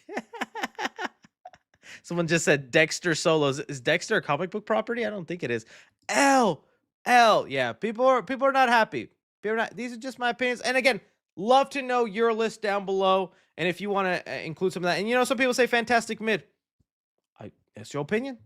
I think it's awesome, and it makes me so excited to see what else they do with these characters. I thought all around they did great, especially even just dividing the amount of things to do. Johnny Storm was awesome in this, and the things he got to do with Charlotte Ball. The Thing, honestly, was probably the one that like got the least to do, but even then, I still like the character. And this one probably even more because it has the little baby. And again, my baby. So that connection I was having with the movie definitely. Because yeah, dude, if it's my baby versus the world, y'all blowing up, especially with the way y'all treat me in this chat. I'd let Galactus take all y'all to save Emilio. Mm-hmm. And what? Fantastic snore. Just my opinion, though. Just my opinion. I love that we could debate and argue about it, though. But please leave me your opinion and list down below because I'd love to hear it. All right, now definitely need your guys' help on this one. Let's talk about our guilty pleasure movies of 2025. Now, again, I didn't prepare for this one, but it was one that I do like to do to remind ourselves that, hey, just because these aren't universally loved by everybody, we could still, you know what? I'll bring this one up because I know this one is divisive. Um, this one got a lot of, I'll say Jurassic World Rebirth. Dude, I thought this was awesome. I thought like it has a 50% on Rotten Tomatoes, so exactly it is a divided movie. 70% audience score, that is a pretty low for audience score because they go anything up. 50%, that's literally a division. So to me, dude, I thought this was awesome for all the dinosaur action, the raft scene. The dinosaurs finally felt large, scary, tons of action. I honestly did not mind the family stranded on the island. The only character I was super annoyed with was the boyfriend, but his story and the way he changes and why he was an a-hole throughout the movie, I thought worked. To me, I liked it, and it was a solid enough start to set up a new trilogy. And again, as someone who has Jurassic Park 3 as his personal favorite, aside from the first Jurassic Park movie, because everyone loves the first one, but aside from the first Jurassic Park 3 has always been my favorite, and this to me was channeling a lot of Jurassic Park 3 energy. So to me, Jurassic Rebirth, guilty pleasure. Again, let's see here what some of y'all are saying. I like Rebirth. All there. All right. Some of y'all said Electric State in there. Let me pull up 2026 movies. 2025 movies so I can see what other things would be on that list. Hurry Tomorrow, Naked Gun, Smurfs. Nah, I'm trying to find like one that was like a hated movie that I was like, I enjoyed that. I wouldn't say Minecraft because I totally get why people hate it. Although I enjoyed some aspects of it. I'm not enough to kind of the shoot for it and go, well, I'm kind of like, oh, you know what? I liked The Gorge. I don't know how many of y'all saw that one. That was one. I thought that was pretty dang good. Let me see what the Rotten Tomato score on that one is. Oh, 62. Not too bad, but it's lower. And I know some people didn't like it. I don't know how many of you guys saw this. It was an Apple movie. And it was Miles Teller, Anya Taylor-Joy. They're two posts protecting this giant gorge. And it's honestly more of a romance movie. It's built up like an action film, but it's a romance film. I really liked it. I thought it was sweet. I liked the elements, the chemistry between Miles Teller and Anya Taylor-Joy, really good. You know, some people were some people were like, it was meh, it was meh, it was meh. I know a lot of people are saying FNAF 2. That one I kind of expected and not to be able to. So to me, it's not like one I shoot for and go, oh yeah, that was awesome. That was awesome. You know what? I'll say that too. Hard Eyes. I know we hate Spyglass, and yes, but I'm trying to separate the artists and directors from the awful company, just like I'm going to do when I review Scream 7. I liked Hard Eyes. I thought this was a fun slasher. It's the slasher movies I have been begging for in theaters, just some sort of creative killer look with these hard eyes, a fun gimmick, a guy who kills couples on Valentine's Day. I thought this was a good mix of funny, bloody, also had a whodunit element because you're trying to figure out, even though that was probably the worst part of the movie, is the reveal of who Hard Eyes is and the motivation. I was like, that's kind of dumb. I like this. I thought it was good. What's the Rotten Tomato score on this one? I see a lot of people hate on it. 78. I liked it. 76. So yeah, low score. I thought this was enjoyable. I see it all the time people bash on this. I think sometimes just for the Spyglass connection, which okay, fair. That's your choice to do that. But just looking at the movie, I thought this was fun. There's a scene where a character throws a dildo at Hard Eyes. Peak. Peak. Trying to see. I didn't mind that one too. Yeah, Nobody 2. Is that one got bad reviews? So that's got decent enough reviews. I think enough people liked it. Yeah, and it's certified on both. So that was a pretty liked one. It's not one that's hated. I like that one too. I thought that was a fun movie. Just him on vacation protecting his family. Like, yeah. I wish I could say I know what you did last summer, but no, not for me. Alien Earth, I'm glad Alien Earth let me down by the end. I was so on board the first 2 episodes, and it went so downhill. You know what? I will say that one same. You know what? Good one here. Gemino's Prime, Anaconda. I liked Anaconda. I saw friend of the channel Cody Leach hated it. Of course, I respect his opinion and all that, but I liked it. I thought it was a fun enough movie with some one decent comedy. I like the parody on how do I say it, on how Hollywood goes about rebooting movies, some of the meta elements. The worst part about this movie is just it's not really a horror movie like the franchise was. The snake and the CGI is terrible and they barely do anything with the kills. But as far as just kind of being a fun movie, I was surprised with how genuine the story was with the characters and how it's just kind of being a love letter to loving movies and wanting to make them, which I know can be a cliche thing in Hollywood. There's tons of movies like that, but I liked Anaconda. To me, yeah, guilty pleasure for sure. I was like, yeah, some people don't like it, but yeah. I have not seen Good Fortune yet, unfortunately. Novocaine got great reviews, so I wouldn't say that's a movie that's hated. Let me just double check on that. But Novocaine got pretty well liked reviews, and I did like that one. So I don't think that's one that we can say, yeah, 81, 84. That's a pretty liked one. And that was a good one. I wouldn't say that's a guilty pleasure. No, okay, that's Alien Earth, SpongeBob over Marty Supreme. Okay, bud. He's good. I'm glad if you pick Mickey 17. That was honestly that should have been on my most disappointed list. If I'm being honest with you, I had such high hopes for that one, and I just couldn't get on board with it. It dragged itself out. What a cool concept, but it dragged out for me. Badlands is pretty well loved though. The Plankton movie. Someone said here Badlands is guilty pleasure. Badlands is pretty well loved in terms of audience, critic. There is definitely a loud minority who are like, "This ain't my Predators." That's okay. But that's pretty universally liked. I think that might be it in terms of that. Freakier Friday for me, no. Dogman I liked. Let's see here. Let me just look up guilty pleasure movies 2025. Just look it up. Orale, there actually just was a movie named Guilty Pleasure. I gotta be careful scrolling. Let me look at some of my list of movies I saw. Let me see. Movie list.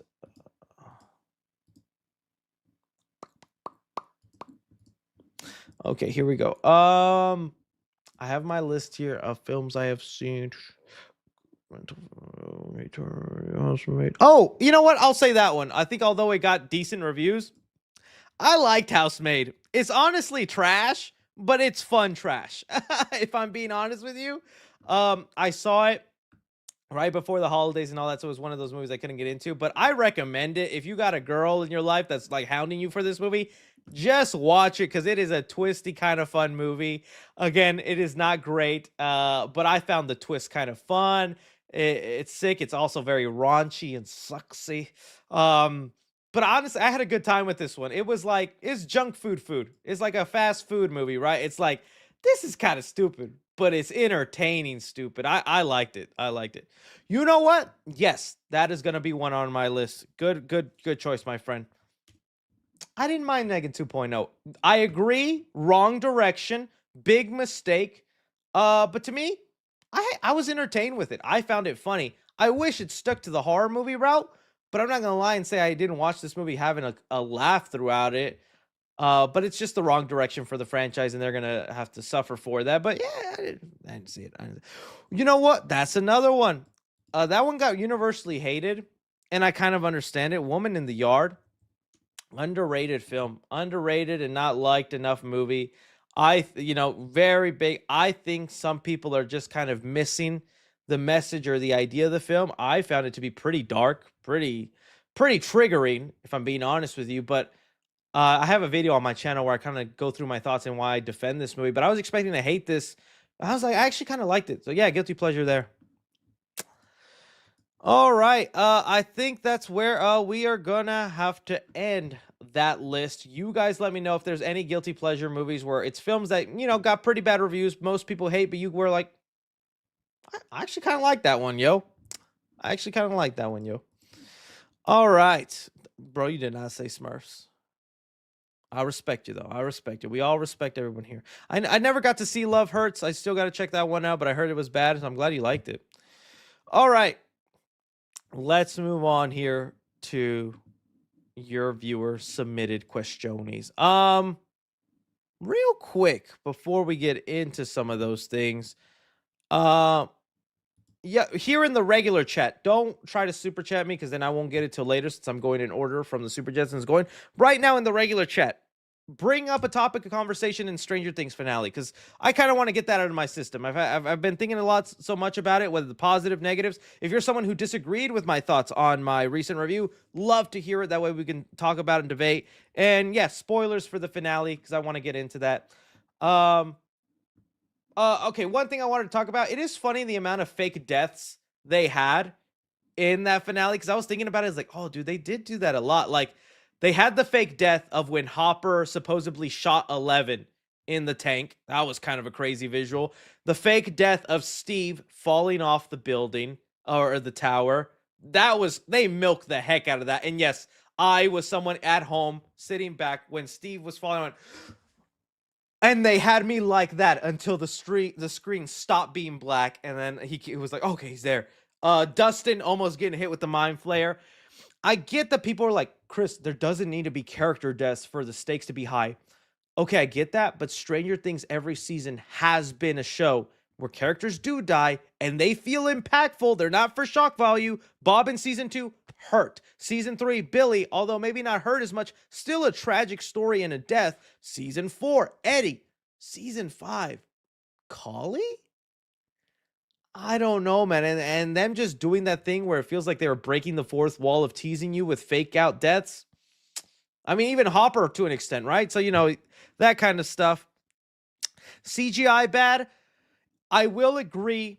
I wouldn't say CGI bad, but I will say the way the show looks is really off this season compared to previous seasons. Like season 4 looks pretty dang good, cinematography and everything wise. Like I do remember thinking even the plane where 11 and Vecna have their fight inside the throat ussy of the mind flare, that looked like a stage. It didn't feel like something inside of a monster. That felt just kind of like, all right, throw some sand and spiky rocks.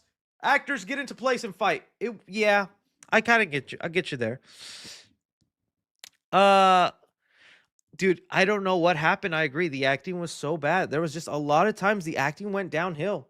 I don't, some people were saying like Finn Wolfhard, like in the scene with 11 saying goodbye. I felt like I just didn't feel their chemistry the way I had felt it in previous seasons. Some people were saying it's like when you're about to finish a race or something, you just start half-assing it or you just start not trying.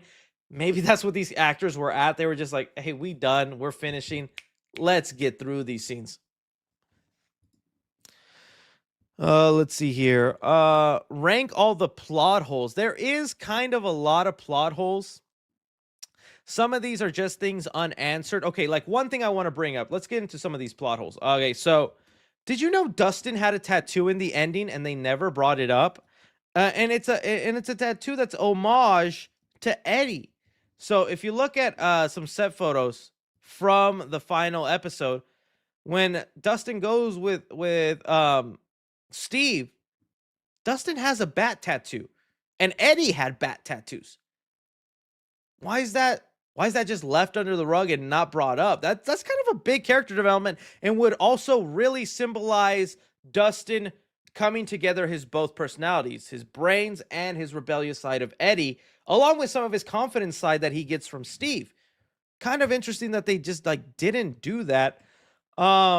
Again, to me it's a plot hole that they never brought up the fact that the cast, like Joyce and Hopper, knew Henry from high school and they were like acquaintances. Like, how do you just not do something with that? Like, that's just so weird that that's not something there. Let's see, what other plot hole was there? I would like to know like if Susie and Dustin ended up together. That's just never really talked about. Susie and Stranger Things. Like, that's just, we never really get closure on that. Would have been nice, but looks like they just didn't end up together. All right.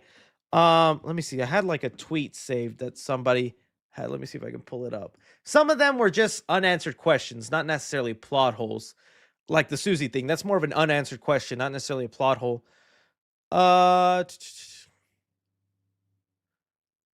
Yeah, the Dr. K thing being alive still pisses me off. I like, why? Linda Hamilton, why? She was experimenting on pregnant girls. And that's another thing people brought up. I've seen a lot of people joking, going, they just blow up them pregnant girls.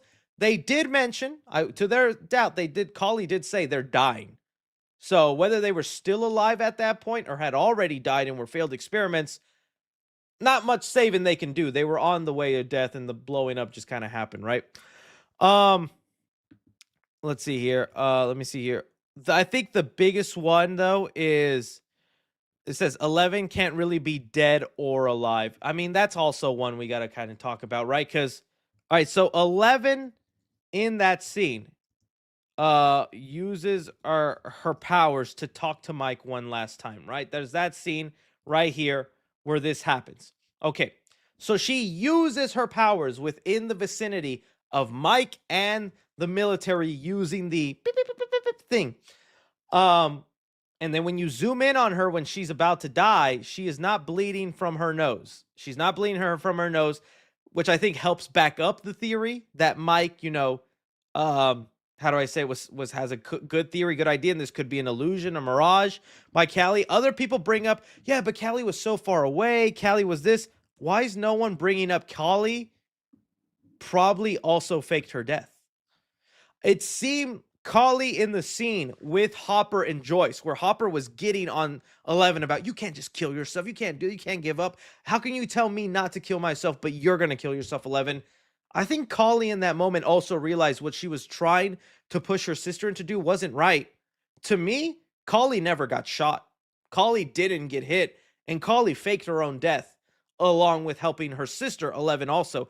So I don't think she's bleeding out there in there. And even when you see the flashback in Mike's fantasy, she isn't laying down the way we saw her. She was on the ground like this, and Mike envisioned her up against a wall, like, because he wasn't there. He doesn't know. That's just what he pictures.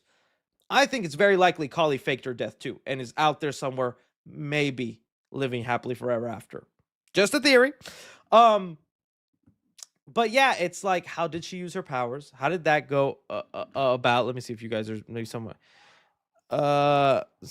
Military just disappeared without explanation. Especially also, they killed a lot of the military people. Like 11 was snapping necks, breaking people. Hopper killed at least 20 military guys, and they're just like, dang, that superpower girl gone, huh?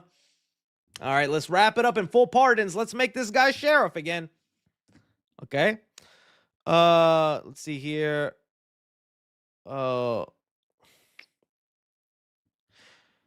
Let's see here, Chris. I just learned Mike didn't say I love you to 11. The Wheelers can't hold a relationship. Do you think Steve should have died? No. Not that I think he should have died, but it definitely seemed like there was a path for that arc, especially after Steve was like Eddie, it's Eddie's fault he died. He didn't need to do that. He didn't need to lay it on the line, which I think was very wrong of Steve to do. But it kind of parallels the way Steve Rogers and Iron Man had that one debate where Steve was like, you're not the guy to lay it down on the line. And then Iron Man was like, well, I'd just be the guy to cut the wire or like find the other way out. That was Steve realizing he could have had an Eddie moment in saving Dustin, saving the group, coming to that realization. But obviously we don't want to kill Steve. And I've brought this up already. There's an interview with Finn Wolfhard where he correctly predicts what the future of the show is going to be. Although I don't get how some people are misinterpreting this, saying that that's not what he meant. I'm like, no, he clearly did. He said here, and I brought it up in TikTok. Let me see if I can bring it up one sec. But Finn Wolfhard did an interview with Jimmy Fallon. Here we go. Here it is. Oh, they're all going to have us back. Where he says they're all going to have us. He was joking around, talking about what they should do with another version of the show where he says, like joking, like, oh, they're all going to have us back in 20 years. We're all going to be like fat and old and being like, 11, where are you?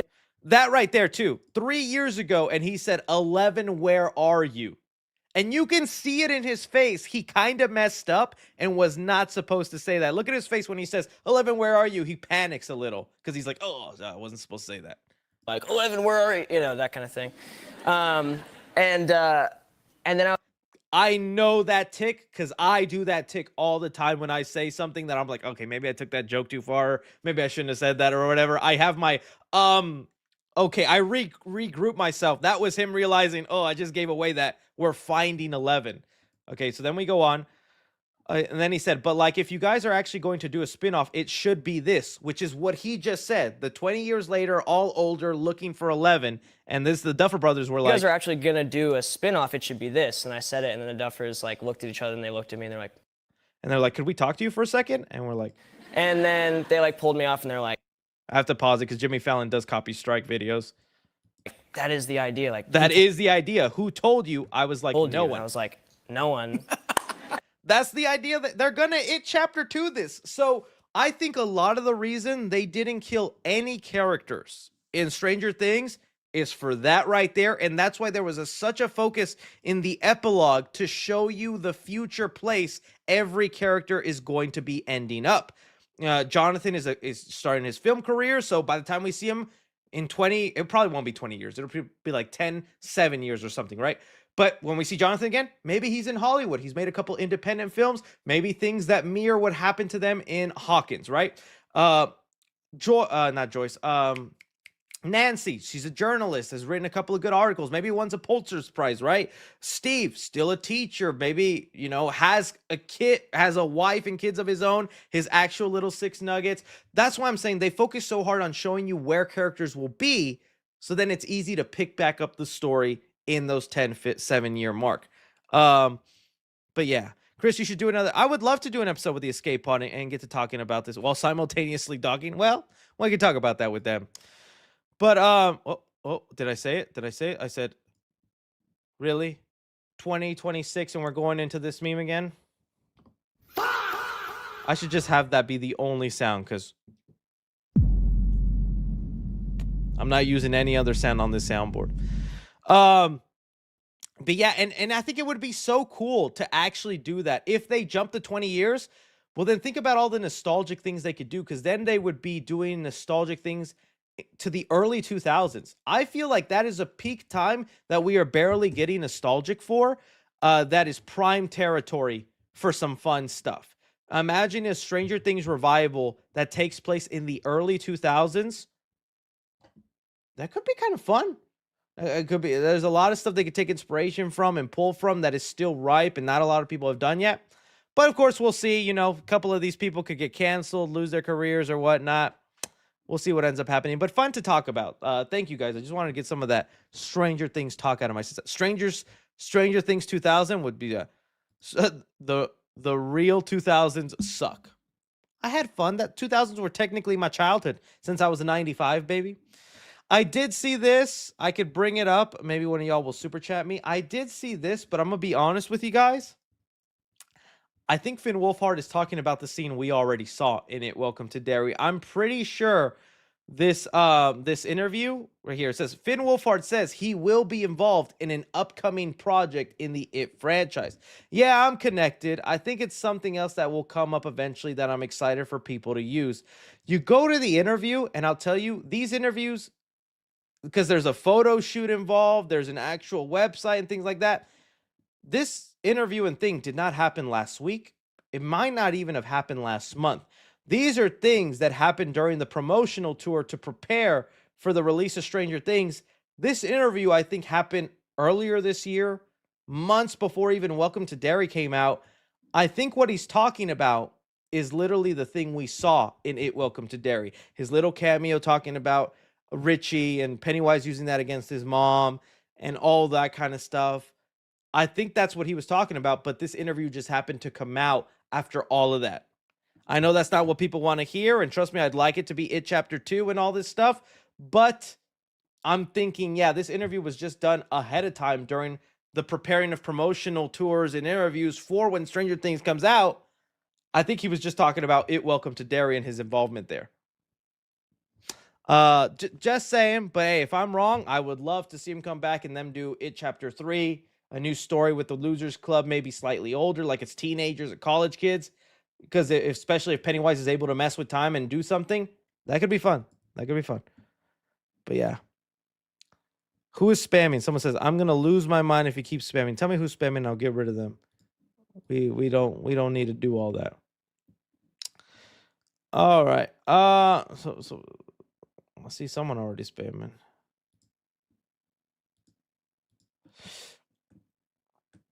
Spam and eggs. All right. Let's go into some of the viewer questions. We did a little Reddit earlier, and it was kind of a train wreck, if I'm being honest with you. So let's just see. All right. Let's move on to some of your viewer submitted questions. All right. Zilla Universe 7208 asks, any updates on Masters of the Universe movie? I know that they've basically finished it. We've had a lot of set videos and all that. I don't know if that'll end up in my most anticipated, although I'm very curious to check it out. Test screenings supposedly were good. I know John Campea talked about that, and I saw their articles. So all we know is the test screenings are actually going pretty good. It's supposed to be a lot more out there and colorful. So I'm excited for it. All right, let's see here. 3C lore on worst movie spoiler you ever gotten. I'll be honest with you, I got spoiled that Iron Man died in Endgame. It was like, I think I was just starting my YouTube career at that time. I wasn't doing movie news, but I was locked in enough, like everything movie related. And it was the day I was going to go see Endgame, and I think it was actually a tweet from a football player or something. Like I was like, damn, can't believe Tony Stark. It was somebody had tweeted out. It went viral, and I saw it, and it was both about Tony and Black Widow. And that whole day, because I saw it early day, and my screening to go watch it in theaters wasn't until later. And the whole day I was like, forget it. But when you try hard to forget something, all you're gonna do is remember it. So that was probably the biggest spoiler I had ever gotten. And I was like, it still hit though whenever it happened. But I was like, dang, I wish I was surprised. Hey, Chris, huge congratulations on becoming a father. Tom Holland, take that, Tom. Yeah, Tom, I'm Papa first. You are like Papa. Sends in some love.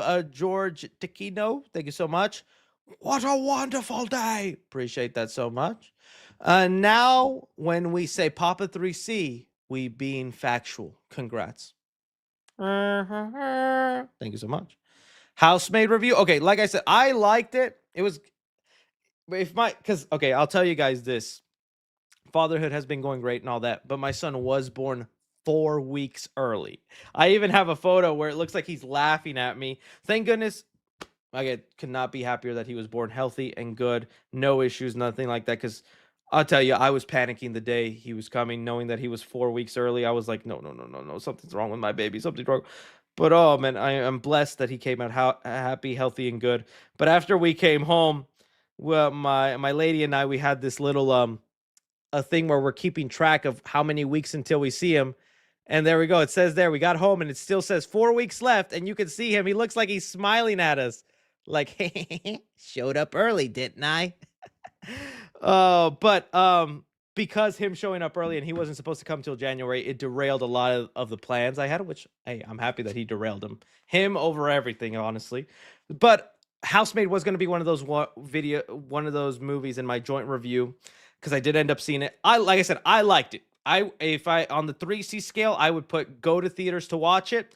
It is definitely trashy. It's like if a Hallmark movie was rated R. That's what Housemaid was. It's a rated R Hallmark movie. It has all the sexual tension you want. It has all the crazy violence and craziness. A fun amount of twists. I thought I could guess the twist, and I was like, oh, this is probably what's going to happen. Oh, this is going to happen. And then when it actually gets revealed, I was like a little shocked, surprised by. I do think it gets ridiculous at the end when it sets up what the sequel or what the other books are about. And I was like, okay, really? But fun movie, man. Enjoyable, good time. Yeah, it's like a rated R Lifetime movie. Oh, so are our Lifetime movies rated R? Yeah. But yeah, I quite enjoyed it. And my lady was someone who read all 3 books, so she had a grand old time watching me watch the movie. Welcome, baby 3C. You're gonna love 6-7. That's his first words. I'm not even gonna say them. He's just gonna know. I'm gonna do this to him every day in front of his crib, and one day he's just gonna go 6-7. And it's gonna be like, true story. Have you seen? No, I want to. That movie was not on my radar at all. Had never heard about it. And when I went to go see Housemaid, they played the trailer for that movie. That looks like a really interesting movie. Thankfully, I have access to this Critics' Choice app where they let you see a bunch of awards worthy movies, and so that movie is on that app. That's how I got to see some movies, even though I was busy like Smashing Machine and other things I had missed. But that movie is on there, and I do want to see it. That trailer looked very interesting. It looks like kind of up my alley. I want to see it, but I have not seen it. Look back. Oh, I'm glad you brought this up. Look back on your box office predictions for 2025. Also, you should do a stream looking at all the upcoming 2026 movies like you did in 2024. I could do that probably the next stream. Funny enough, that's why the stream was a little bit late. I was filming my reaction to that. If you guys don't remember, earlier in the year, I had a video I did where I was predicting the biggest let's see here, 3C flops hits, where I predicted the biggest flops and hits of 2025 based off box office and whether they'd be good or bad movies. I just today filmed it on how many I got right, how many I got wrong. I sent it to channel editor Reed, so hopefully sometime this weekend. And then next week, I'm going to do my predictions for 2026. So that should be fun. Thank you for bringing that up. Inky Goodoy says, as DCU Beast Boy, rate it 1 to... Okay, Inky Goodoy. I'm not familiar with that actor, so let me look him up. And Naki Goodoy. Oh, yeah, dude. Yep. I'd be 100% on board with him. He's got that personality. He's definitely getting older. I would like kind of a semi-young Beast Boy, but I think he's got the Beast Boy energy. At least like the Beast Boy that I know from most media in terms of like the Teen Titans show. Yeah, he would probably be, I'd say 9 out of 10. I feel like he's got that energy. Anything from Stranger Things play that wasn't in the finale. Yeah, it's all about like, okay. So the play was really about Henry Creel's life in high school. And that's why the play made it really seem like the show would eventually make him a misunderstood villain who got taken over by the Mind Flayer the way Will could have if he didn't fight back. Because he's just like a little dorky kid who joins a play, falls in love with a girl at the play and has a relationship with, but the Mind Flayer, because this is after he's already touched the rock in the cave. So the Mind Flayer is kind of already in him, talking to him, making him see things. But this girl that he's like dating in the play is kind of bringing him in and out of reality and grounding him. So those aspects, and he was very involved with Joyce Hopper. Like I wouldn't say they were friends, but they knew each other and all that. And it looks like the Mind Flayer won in taking him over. One of the reasons is because that girlfriend ends up, I don't want to say dying, but she ends up getting really hurt to where that's what makes him lose faith in humanity and go to the side of the Mind Flayer saying, yeah, people suck because look what they did to the girl I like. The only other thing is the play opens up with, like I was showing you guys, that ship in let me see, Stranger Things play ship. It opens up with this ship that like they're doing an experiment and they're in the ocean and they actually end up in the abyss, the area where the Mind Flayer was in the finale, and that's how they get the rock. And also Papa's Papa is there and he kind of goes crazy, loses his mind. So maybe he was like attached to the rock for a bit or something. And Papa tells Papa about the abyss. He becomes obsessed with it, trying to get to it. And the Project for 11 happens. I think those are the only things that was really part of the show that was not really explored or fleshed out in the show. But, yeah, interesting. So people saying 3C Reddit is hilarious. Okay, I'll give it a quick shot. I'll give it a quick little break and shot. Finally, 3C Films and Emilio have been cast as Kratos and Atreus in the live-action God of War series. Come on, boy. Follow me. That'd be good. That'd be a good show. Here you go, Chris. Man of Tomorrow, a film by James. That is good. That's some good James Goon. Still can't believe Daniel RPK. Oh, yeah, I saw this. I saw that thread.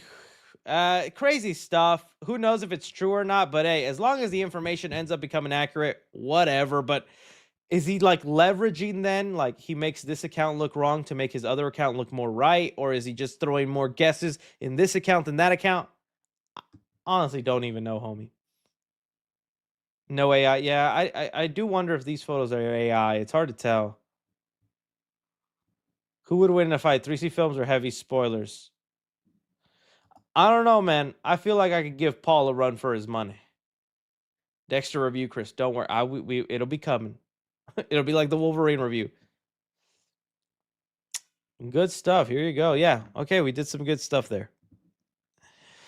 Okay, Cars is 20 years. Dang. Did you ever like? Yeah, I like Cars. I think the first Cars is great. Not a big fan of the second Cars. I feel like that is the first awful Pixar movie. That to me is like what Pixar that to me is like old Disney in the sense that they just made weird straight to DVD sequels and that ended up going to theaters for some reason. And because of Cars 2, still have not watched Cars 3. I know. I probably should because that was like an awesome trailer that they had. McQueen is fading. He's fading. So I do need to eventually watch that one, but I like the first Cars. I think that was a good one. You hear Campia? Yeah, I saw he said that. Man, Campia, hit me up. Let me know, Campia. Let's have a little phone chat. Tell me. I want to know. Honestly, I probably don't want to know. I know I talk about some of the leaks and stuff, but I talk about it to the point that the movie still feels mysterious to me. I'm trying to collect dots that I don't know are there. I don't want to ruin the mysticism of that movie a year out from its release because it technically still is. It's not until December, right? So I still want to be surprised by some elements and gradually learn through, maybe a trailer, a picture leak and all that. So pretty cool of Campia. And he says that even though he knows it's not going to ruin his enjoyment of the movie. To me, I could say that with like No Way Home, but there are sometimes things get ruined for me where it's like, I couldn't enjoy that as much as I wanted to. How would you fix the Stranger Things finale? Oh, buddy. I am not smart enough to fix it. One thing I think I would have done, I would have shortened the amount of speeches and pep talks given earlier episodes and replace that with more fleshing out Vecna's backstory. I think if you actually were leading us to believe Vecna might have been redeemed at the end, but then you like flip us on our head and subvert expectations that no, I am this way, I'm not turning, that could have hit hard. I think if you spend some of the earlier episodes, maybe Max goes through the memories of Vecna, like sees him little, sees him fall in love, pieces a little bit of his story, and it's like, oh, he was just like Will, he was misunderstood, he was taken advantage of, and then, no, I am this way, and I'm not turning back, would have hit so much harder. So maybe that's what I would have done, is shorten the amount of speeches, pep talks, and moments of just, I think, unnecessary dialogue, unnecessary amounts of, oh my God, I just figured it out. Okay, a Sharpie, it has a cap, right? So let's pretend this is Will and this is me.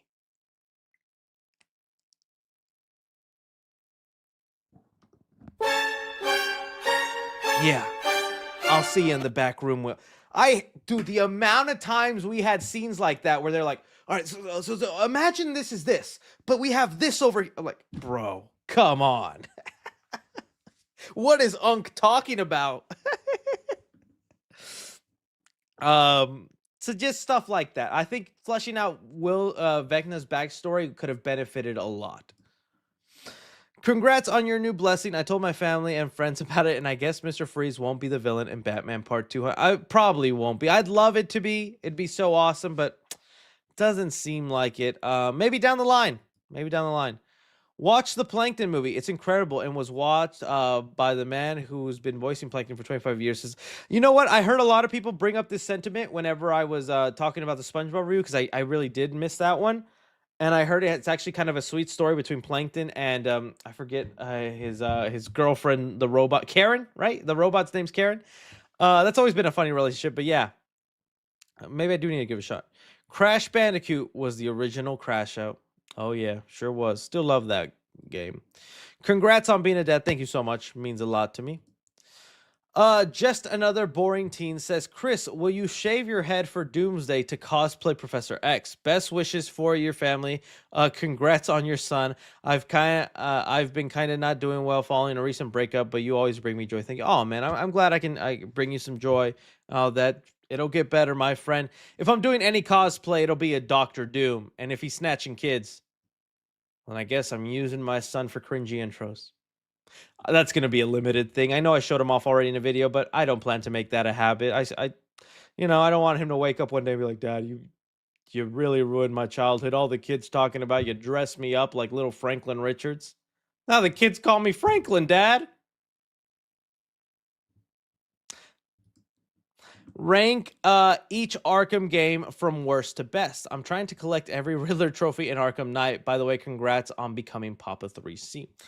Okay. I'm gonna go Arkham City. Or no, this is hard because you know what? The one I hadn't played as much because I think I only played like 30-40% and I got distracted or something. I think it was like at the time I was starting to work more and so I couldn't I think I never finished Arkham Origins, but I remember really loving that one. All right, I'm gonna be a punk and say the first Arkham game, Arkham Knight. I know it's got its quirks. I know sometimes the Batman mobile levels are but and they really I don't know why they just redid the version of a Red Hood story as a different character, the Arkham Knight. Like I was like, okay, but no, that's still peak game. Still peak game. Then I'll probably go Origins, City, and I don't know if you're counting any of the other in the Arkham game universes. Like, are we counting the recent one they just came out? But I really liked Arkham Origins. I just didn't get to finish it. Will Marvel drop an Endgame re-release trailer? Probably. Probably maybe a sneak peek of some Doomsday. I wouldn't be surprised if they incentivize and have like a Doomsday post-credit scene in Endgame re-release. Will we ever get to Dexter reviews? I know you just had a crit, so I understand if you can't. Even though, by the way, congrats. Yes, you are still going to get those. Let me sit down and write that down. But yes, they are. Again, don't think they're going to be big grand videos. They're literally just going to be on the Clips channel, and I'm just going to go through each season and what I like, didn't like. Most anticipated movie of 2026. The Legend of Aang the Avatar got pulled from re-release in theaters. Now Paramount is having the movie be a Paramount Plus exclusive. This is why Paramount will never get WB. That was kind of surprising that they did that, but maybe not surprising for me. I feel like 2D animated movies, unless they're animes, which I know some people are going to say, oh, Avatar is an anime, Chris. Okay, to some extent, but I think it's not seen as much in the way of things like a Chainsaw Man, a Demon Slayer, Dragon Ball movie that they make crazy money now. I just feel like they weren't seeing the tracking for it, and maybe some of it was the Netflix numbers. I'm not seeing any hype for the Avatar live action. So would there be hype for the Avatar animated? I don't know, but L Paramount for sure. Hey, at least you'll be able to watch it though. Animated Crash Bandicoot movie is better than live action adaptation. Yeah, that's one thing we didn't talk about. We didn't talk about whether it be animated or live action. I low key for the memes just want the live action. Animated movie though, I'd still be pretty happy with because that would probably look beautiful. Heard via Disney Channel HQ that they'll be giving info on Power Rangers reboot soon. Tomorrow, thoughts? I'm curious to hear about it. I'm still confused about whether this is going to be a mainstream thing or just another show for the fans. And I think there is a difference. If you're going Power Rangers big and like big reboot for general audiences, that's something I could be interested in. But if it's just another continuation of like what they've done, because there's been Power Ranger shows every year, right? There's so many of them, but they're more for the Power Ranger fans who continue to follow and watch. This reboot is set to be kind of like a big return, more general join in, watch this. Oh yeah, I'm in. Hey Chris, do you think there will be a do you think this year will be the year of cinema? It's going to be a busy, great for you. My love for you guys. Congrats on fatherhood. Yeah, it's gonna be a busy one, but yeah, this is gonna be a great year of movies. So many good ones. Like I said, we'll talk about them on the next live stream, maybe looking through them. And I have to go through for my most anticipated. I have an idea of a couple, but I really want to be thorough and make sure I get the right ones. The difference between Doomsday and the other Avengers film is that Doom is on the hero side for much of it. Obviously, he's only pretending. It's a good theory. I kind of like that idea if that ends up happening. How Emilio's college application going? Congrats. Oh my goodness. Already with the college application? I'm not going to pressure him too hard on that. I mean, I only did 2 years of community service and then 1 year of actual university. But I would like him to be better than me. But also, and I hate to be that guy because I know it's a cliche thing. It's like, you don't really even need college. You do need college for certain. If you want to be a doctor, if you want to be a lawyer, if you want to, I don't know, do something with a profession, yes, school is required, and that shouldn't be a thing where it's like, hey, you don't need to go to college for that. But I don't know. I don't know what the world is gonna look like in all this. So I'll see what he ends up in. I won't pressure him too hard, but I definitely want him to be better than me in academics. Cause I was kind of a passable student. I would get my A's and B's every now and then, but my parents were the kind that were like, "Hey, if you passed, you passed." So as long as I got a C, parents were content with that. I think I want to be a little bit better about like push yourself, cause it's being smart and good at school is not just useful for like career and all this. I think some of the funniest, most talented, creative people are also some of the smartest people when it comes to school. And so that's where I wish I did push myself a little harder in literature, in writing, and things like that. Because I think being smart really helps out with those things. I mean, look at someone like Conan O'Brien, who I think is so hilarious. He's a Harvard graduate. That stuff I think does help, whether you like it or not, or whether you think of it or not. That's why I want to emphasize to him. It's not just about like, oh, you need to learn coincide to be able to do your taxes, son. It's like no, like having more knowledge gives you more perspective, and more perspective gives you a better how do I say ability to adapt to other things. You know? Oh, look at that. I'm already trying to get into dad mode. Congratulations on everything. I love you, Chris. Oh, thank you so much. I love you guys too. Love you guys too. Crash smashes more than Crace. Maybe I need to add that sound effect. Or maybe not. What bothered me about Stranger Things finale was that Hopper and Joyce found out Henry was their former classmate, was Vecna off screen. Why add that detail that they went to school together and not explore it more? Agreed. That is like a huge thing to just be like, he'd eat lunch in the cafeteria. Why not say that to him? Remember we eat lunch in the bathroom? Loser. See what Vecna would do to that. Stop it.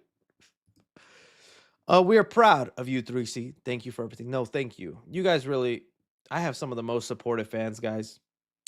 Y'all are too nice. I know I say it enough and we get mushy enough, but love your faces. As an aspiring filmmaker, I'd love to make an adaptation of either Talk and the Power of Juju or Banjo-Kazooie. Why does that sound familiar? Talk, is that the guy like Tarzan who's in the jungle? Didn't that have like a show on Nickelodeon too? Talk and the Power of Juju? That had a I never played this one, but I remember it had a Nickelodeon show. I would watch some of the Nickelodeon show. It was kind of funny. As far as Banjo-Kazooie, that would probably be a great one. Or what was that? The fox one, the critter one, Critter's Adventure. What's his name? You guys know what I'm talking about. What's kind of like the rated R one? That'd be a fun one to see get made.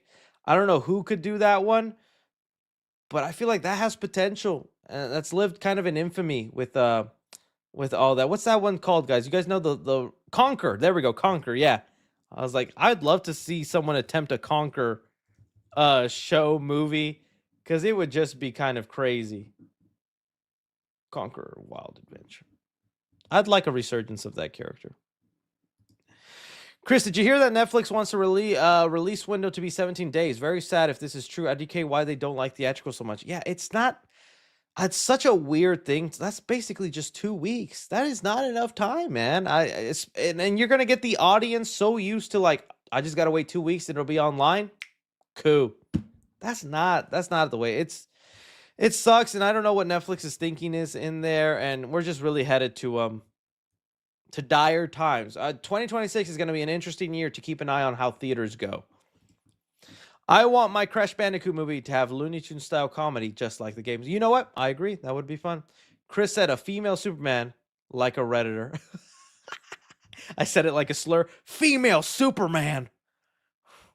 Not in this household. Make Kryptonians great again. Do you think we will ever get a Metroid movie? I'm surprised we have not. That is ripe for a really cool adaptation. Brie Larson also would be awesome in the role.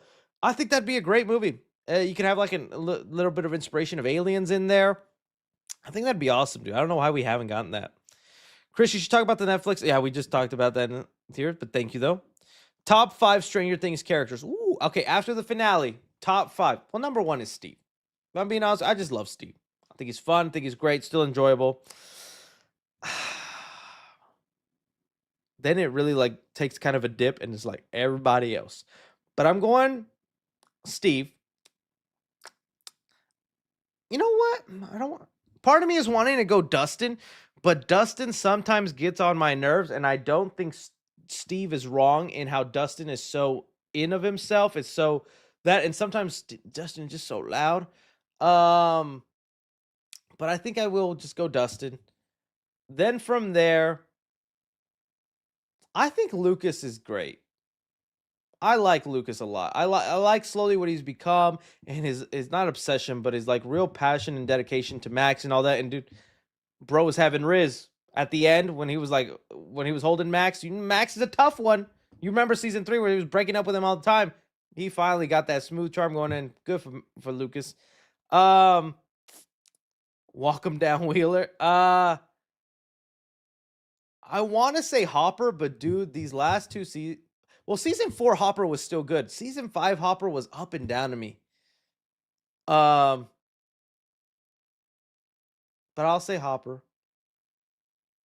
And then this is tough because it's either 11, Miss Karen Wheeler. It ain't gonna be Holly, I'll tell you that. Holly don't even make the list. I like Murray, but I'm not crazy about him like other people. Murray is funny, but I'm like, okay. Someone said Ted Wheeler. Oh, Vecna. Yeah, you're right. I didn't even think about including a villain in there. Vecna. Mr. Clark is great too. Can't be a compa Chris. Congrats on becoming a dad and happy new year. Appreciate y'all. Appreciate y'all. A Reed channel editor here says Reed editor top 5 2025. One battle after another. Warfare, Ugly Stepsister, Mario Supreme, and Mickey 17. Oh, Mickey 17 up there. Nice. It's probably the only one I wouldn't agree with you, Reed, but hey, it's a good list. Good list. Peyton Rue says, IDK, what anybody says, that finale to Stranger Things was perfect. It was the greatest full circle on the level of Breaking Bad finale. However, I understand the hate. I wish the battle was longer and plot holes, but on my honest opinion, I'm like I said, I still, if I had to give it a thumbs up, thumbs down, I'm going thumbs up in terms of satisfying, because I think the epilogue and especially the Dungeons and Dragons scene at the end did a lot of heavy lifting where like it did hit emotionally for me. But calling it like a Breaking Bad satisfying ending, very little shows have that kind of perfect ending. Breaking Bad, Better Call Saul, definitely up there. I'm trying to think of what other ones. Don't say Welcome to Derry because we're talking about finales. Like this is the end of the show, not the end of the season, the end of the show. That's like the landing. I wish I could say like things like How I Met Your Mother, but no, I'm very upset with the How I Met Your Mother ending all these years later.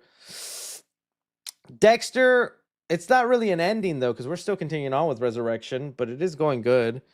Game of Thrones. Walking Dead, I would not say is satisfying. Sopranos, but yeah, those are some ones. But hey, I'm glad you liked it that much, man. It's still good to like it. Are you gonna do your most yes, most anticipated will be next week. I just want to finish a couple 2025 videos that I still need to finish, like the popcorn bucket. Congrats on becoming a dad, by the way, Papa 3C. Well, thank you so much. Thank you. Trailer idea, Super Bowl, brand new day, only needs one. CinemaCon, Doomsday trailer 1, CDC. Trailer, that's not bad. I could see that being maybe the release schedule for them. CinemaCon's definitely got to have some. Hey, Chris, I would like to congratulate you for being a father. It's been a journey seeing you in an apartment and now being successful. Love you guys. Hey, it's all thanks to y'all. All thanks to you. Oh, y'all are talking about Avatar the show. That's probably right. Yeah. I was like, Avatar's a movie, you dumbos. But no, thanks. It is all out of you. Chris, can you react to the final out of context? I'll react to a couple minutes of it as long as I don't get canceled, but definitely don't want to steal the views from that hard-working person. 3C Films out of context. Let's just do a little bit. Let's just see how cringy we get here.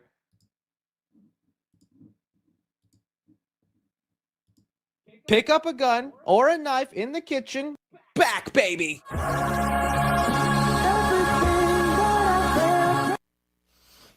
Oh, the Go-Gurt. I missed the Go-Gurt. Nothing like going from brother to sister to clean your palate. Hey, let's get Jessica Alba naked. That would be lightning, buddy.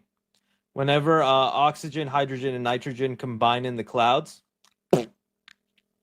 just made up those elements. Do that.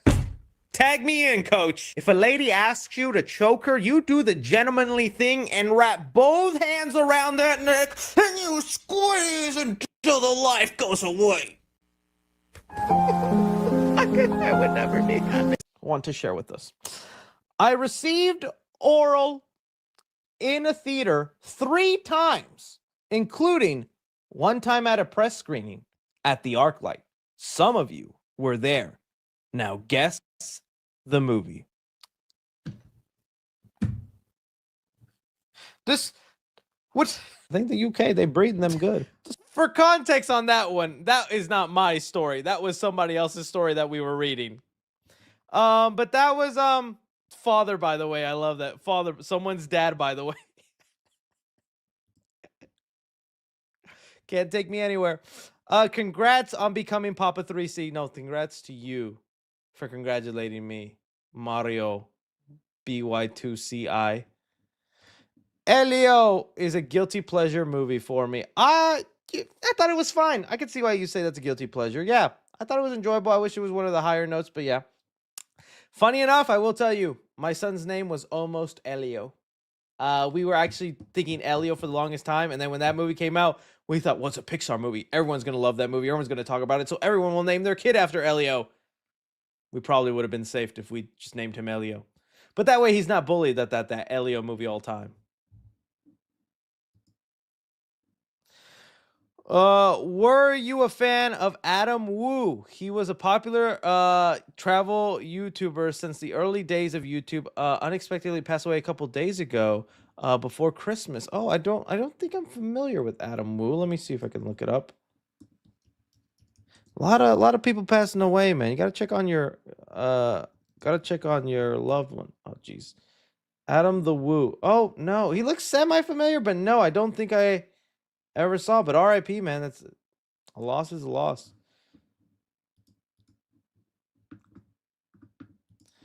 TT Flags, mild action, 18 reach drops, IG wins. This a Morse code? I'll get back to you on that one.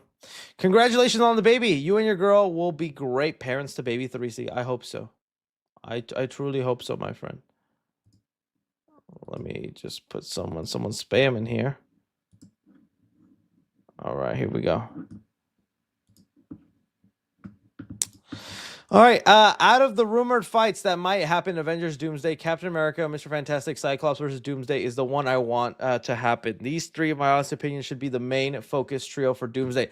And it makes sense, too, because these would be the 3 fathers. If our theory is correct about Doom snatching babies, these would be the 3 fathers wanting their kid back. Captain America's baby, Mr. Fantastic, Franklin Richards, and Cyclops, whether it's Nathan Summers or Rachel Summers. Dude, just a bunch of dads being like, give me my child. My child. I take my child. Hey, Papa 3C, I hope you have a happy new year. I finally played Dispatch from yesterday, and after that, I feel so empty in thought. I need to still play Dispatch myself. Elle learned to fight kaijus from Godzilla. I did see a lot of people bringing up her time in Godzilla. Hey, she did some good training there. Congrats on the kid, bro. Here's 10 for the baby fund. I'm gonna use it to buy him a pacifier.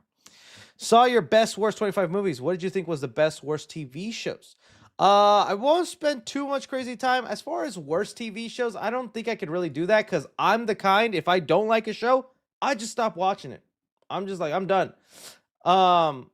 And so there's only situations like with Stranger Things where maybe I'm a little underwhelmed, but I'm not willing to say it was one of the worst shows of the year. That's not at all. But okay, some of the ones I really liked, The Rehearsal. Still, guys, I highly recommend this show to you. What's his name? Nathan Fielder is one comedic genius. Another perfect example of someone who is extremely smart and uses that to his advantage for really funny stuff. I do recommend you have to watch season 1 just so you can kind of understand a little bit of the basis of the show. But season 2 is 5-10 times better. Laughing my butt off every episode. Really great. Oh, you know what? I will probably say that. You're right. Alien Earth would be then on one of my... I will say on my worst, I was hyping this show up. I really liked the first 2 episodes and thought they started strong. I even liked the episode where they did their own little version of an alien movie with the ship and all that. But as the show went on, it dragged. The story screeched to a halt. Like the first 3 episodes were story, thing happening, and then slow, cliffhanger. What? Such a lot of good potential that I felt left me underwhelmed. So maybe, yeah, I will say Alien Earth. I will say Alien Earth in that sense. I need to watch Pluribris. I still have not yet. I knew to make time for that. I do want to watch Pluribris. Dexter Resurrection, was that this year? Was that a 2025 show? Because if it is, I would put it on the best shows. Let me see what else. 2025 shows. I did like Severance season 2 quite a lot. That would be on the best.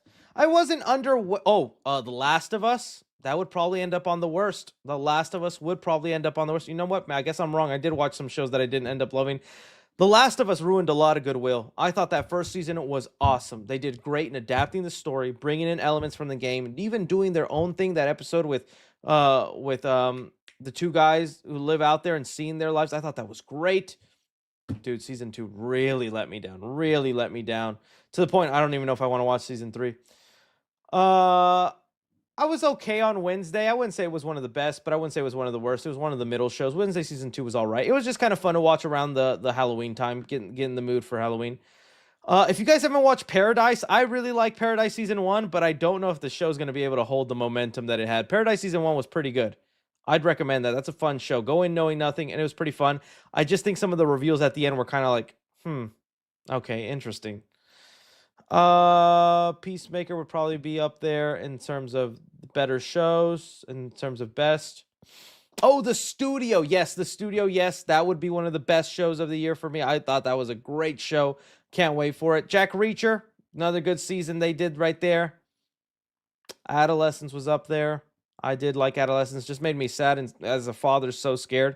You could raise a little monster, man. Well, if you guys haven't seen this show, I really liked it. Task. I thought this was a good show, and they even confirmed a season 2, although it sounds like it'll be a completely different story. But I'd recommend this show to you guys if you haven't watched it. I thought it was a really good show. It's just about Mark Ruffalo versus these guys, I guess, who are robbing drug dealers in the area. And a bunch of sad stuff just be going down episode to episode. I thought it was a really great show, though, Task. I need to finish Chair Company. But yeah, those are some of the ones.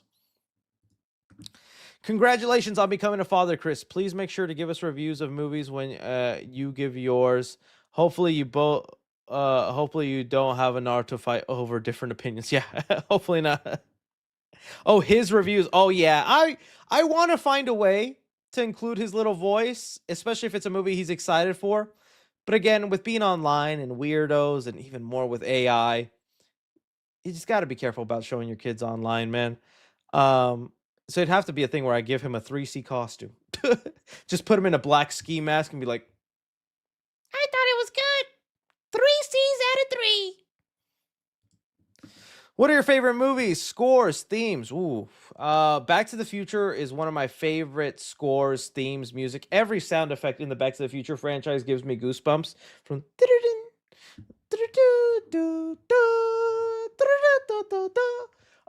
Indiana Jones, of course. The Spider-Man from Tobey Maguire movies, those up there. Themes, I like the Wonder Woman theme, even though it reminds me a lot of the Spy Kids theme. Trying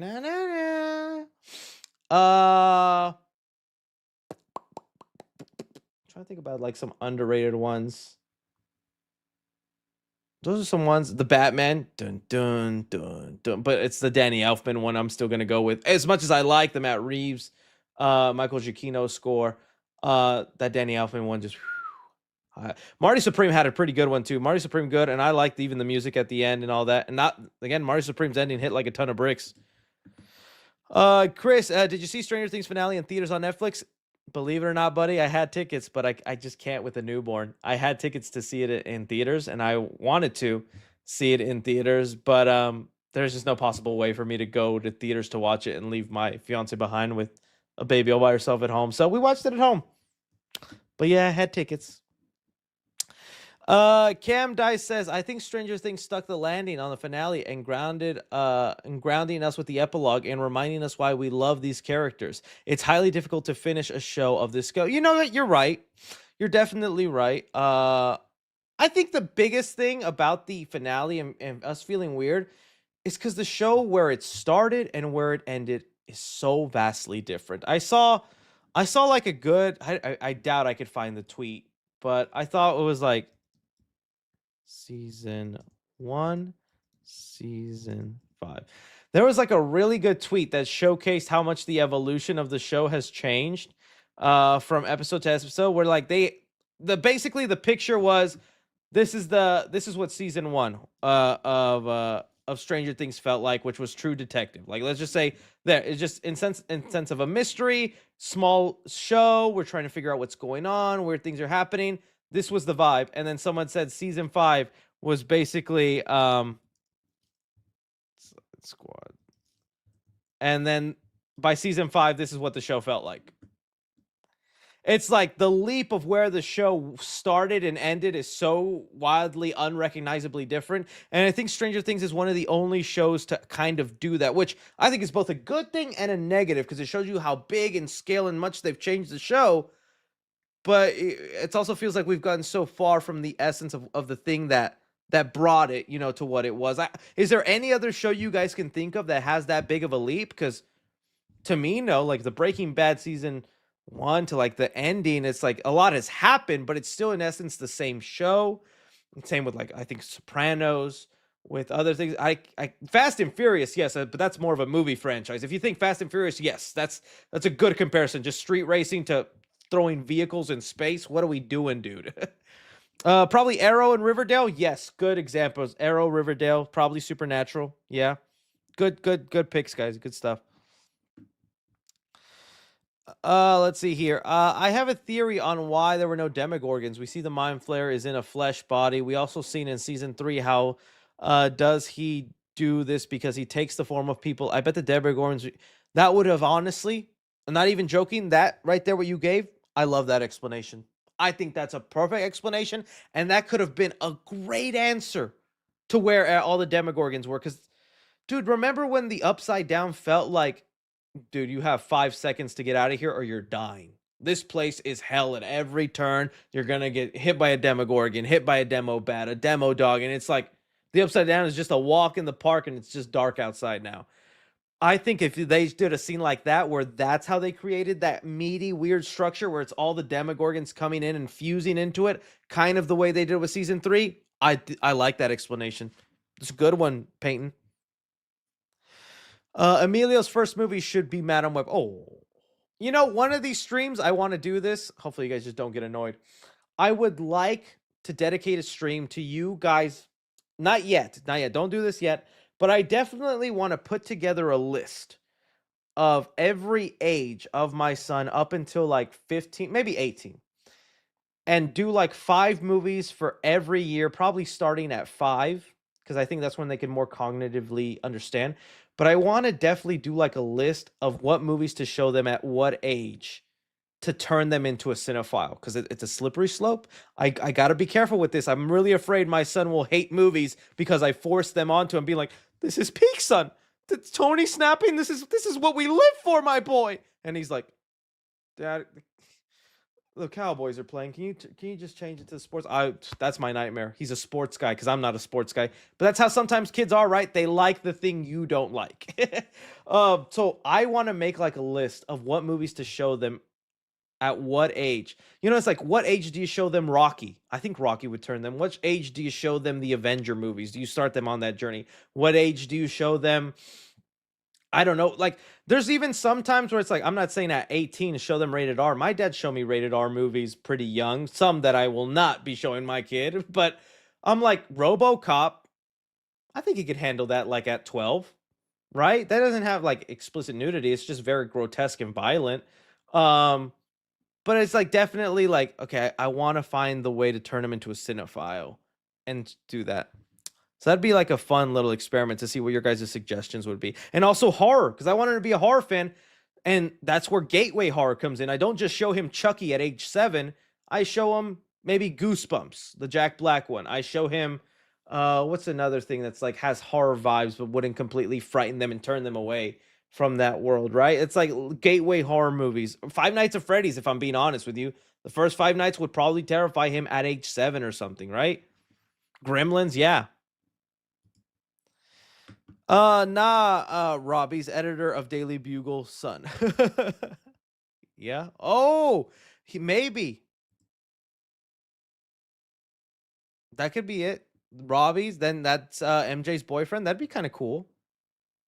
Hey, Chris, I'd like the ending of Stranger Things season 5. I just hope Elle and Mike got their happy ending. I got to get together after everything they've been through. Mostly Elle, like they said, I believe. Yeah, it is so weird how much Elle does go through in terms of like experimentation, losing her mothers, these powers she never wanted, constantly running away, not having a normal childhood, finally finding a father, friends, a love interest, and in all that, she has to end up dead. If if you don't believe Mike's theory, it is kind of like a really sad thing to think about, man. It's like, why can't, out of everyone who gets a happy ending, and why can't Elle? Yeah. Let's see here.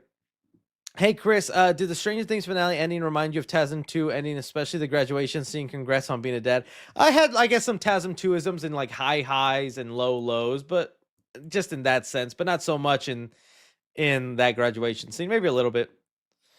Let's see here. From a fellow Emilio, huge congrats 3C, Lady 3C. Prepare for people to shout out Emilio. Yeah, I did not know that. I was never a big Night at the Roxbury guy, but I got a lot of comments on that whenever I announced it on Instagram and stuff. I was like, oh, this is a thing, but damn, people gonna yell at him. Hey, we all have something, right? Like if you guys right now with your names, I'd love to know what's the annoying thing you guys were always called. So for me, Christopher. So it was always Christopher Robin, like Winnie the Pooh, Christopher Columbus. Goodness, that one got played out to death.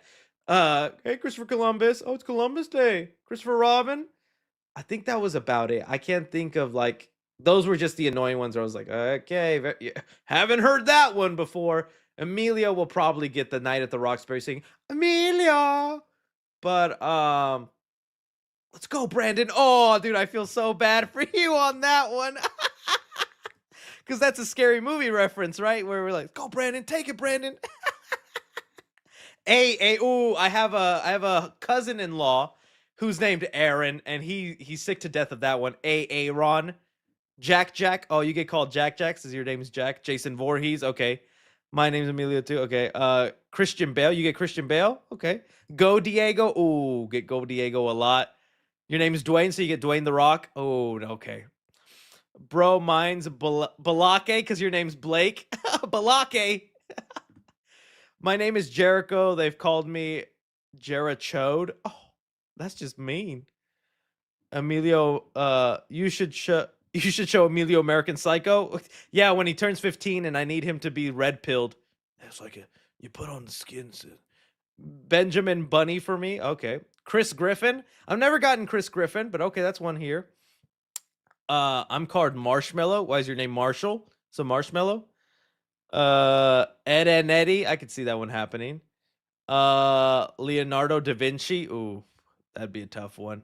Balake, we did that. Mateo Potato. Ooh, that's an interesting one. I think some girl's flirting with you, buddy. Juan the Horse. What is that? Juan the Horse. Nah, buddy. Someone trying to kill you. That is not a scary. It wasn't that. Okay, then what was it for? Sorry, did I miss it? Because that's what I remember. Come on, Brandon. Come on, Brandon. Is there something else that I'm missing then? Oh, dude, if you're named Jeff, I feel bad for you. My name Jeff. Poop Stain. Well, what's your name, buddy? Stan or something? So they call you Poop Stain? My name is Troy. Everyone thought I was a high school bully. Oh, like a High School Musical, I guess.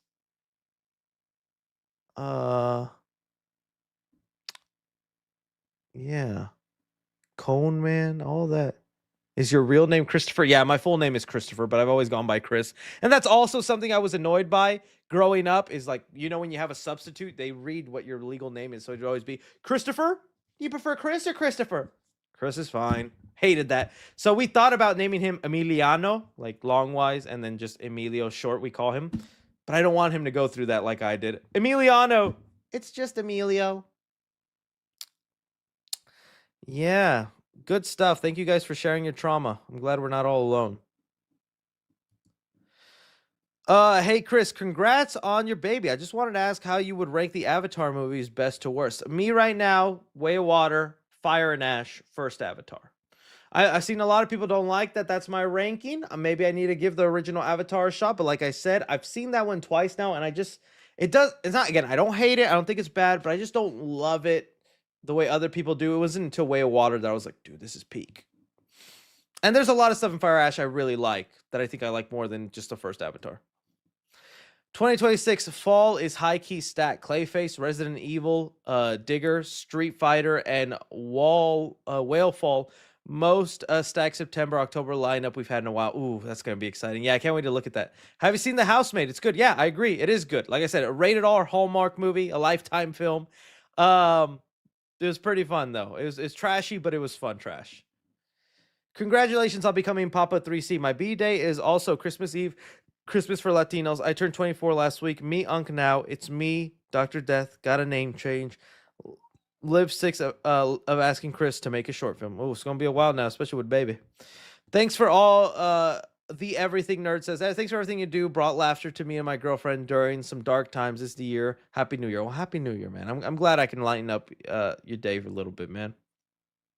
Digger. Yeah, Digger is this Tom Cruise movie where he's like a guy that can save the world by digging.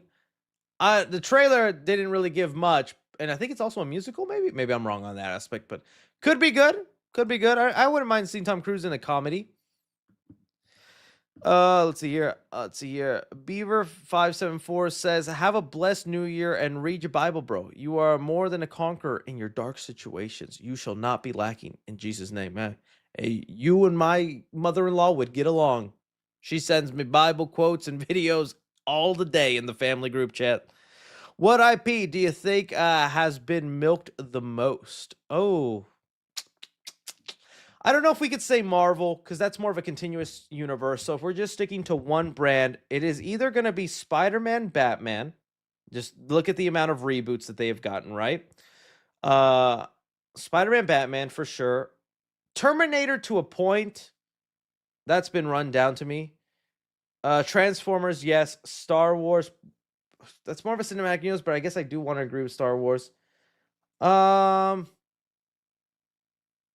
to think of like the biggest one though. To me though, it's Spider-Man, Batman. But it's like, I guess, do I count them? Because everybody still shows up for those movies when they come out. They're not really run to the ground, but they have been run a lot. Maybe Jurassic Park, I guess, a bit to extent, because who would have thought we'd be on the 7th Jurassic Park movie? Now going on 8. That is quite a lot of Jurassic Park movies. Halloween movies, I guess, yeah, I guess you're right. Michael Myers, all the reboots, all the timelines. Scream is definitely getting to that point with the 7th movie. Hopefully they justify it with their next film, but we'll see. Yeah, that's a good question. Chris, I saw the SpongeBob movie for the 3rd time today, and I still loved it. I really think you were wrong. SpongeBob will always be popular. I hope so, dude. But I'm just saying, like, today's kids, I don't think are watching SpongeBob on TV. They're watching some YouTuber make slime or Elsa Dora Spider-Man fan fiction. Not sure if you know Sleeping Dogs. I don't. GTA, but in Hong Kong. Oh, okay. That's honestly, I'm glad you gave that description because I don't know Sleeping Dogs. Simu starring. They found a director who directed Nobody 2. By the way, Coyote vs. Acme. I did see they had a new photo for Coyote vs. Acme. More just waiting for a trailer. But yeah, I saw people wanted me to tag and talk about that. I just had no idea what Sleeping Dogs is. But the way you described it, GTA, but in Hong Kong. Oh, go count me interested then. I think the first SpongeBob movie will forever be unbeatable. Agreed. Said you'd unban me on Reddit a couple weeks ago. I gotta figure out how to do that. Unk boy over here. What do you think about the Goofy movies? I love them. Obviously, the first one is peak, and even as a kid, I didn't completely love the second movie, but over time, I liked Extreme Goofy movie, and I wish they would make more Goofy movies because I like the Goofy and Max dynamic. It's pretty tragic with like Goofy having a dead wife and still has to take care of his son. That's pretty sad stuff right there, but I like a Goofy movie a lot. So one of the movies I can't wait to eventually show my kid.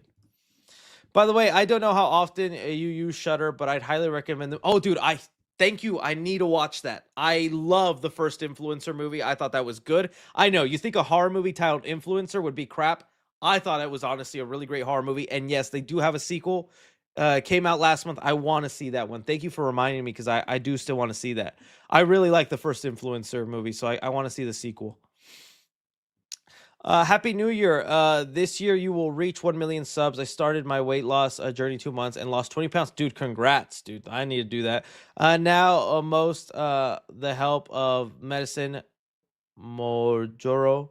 But I have been 3 months sober. Oh, so yeah, hey, dude, nothing wrong. As long as you lose it and you're getting healthier, dude, and the medicine is safe for you, don't let anybody get on to you, man. And I'll be honest with you, if one day y'all see me lose a lot of weight and it was some Ozempic shot, I'll tell you. I'm not afraid to tell you. Gotta take my Ozempic shot. 1 second, guys. Oh, thank you for the dono.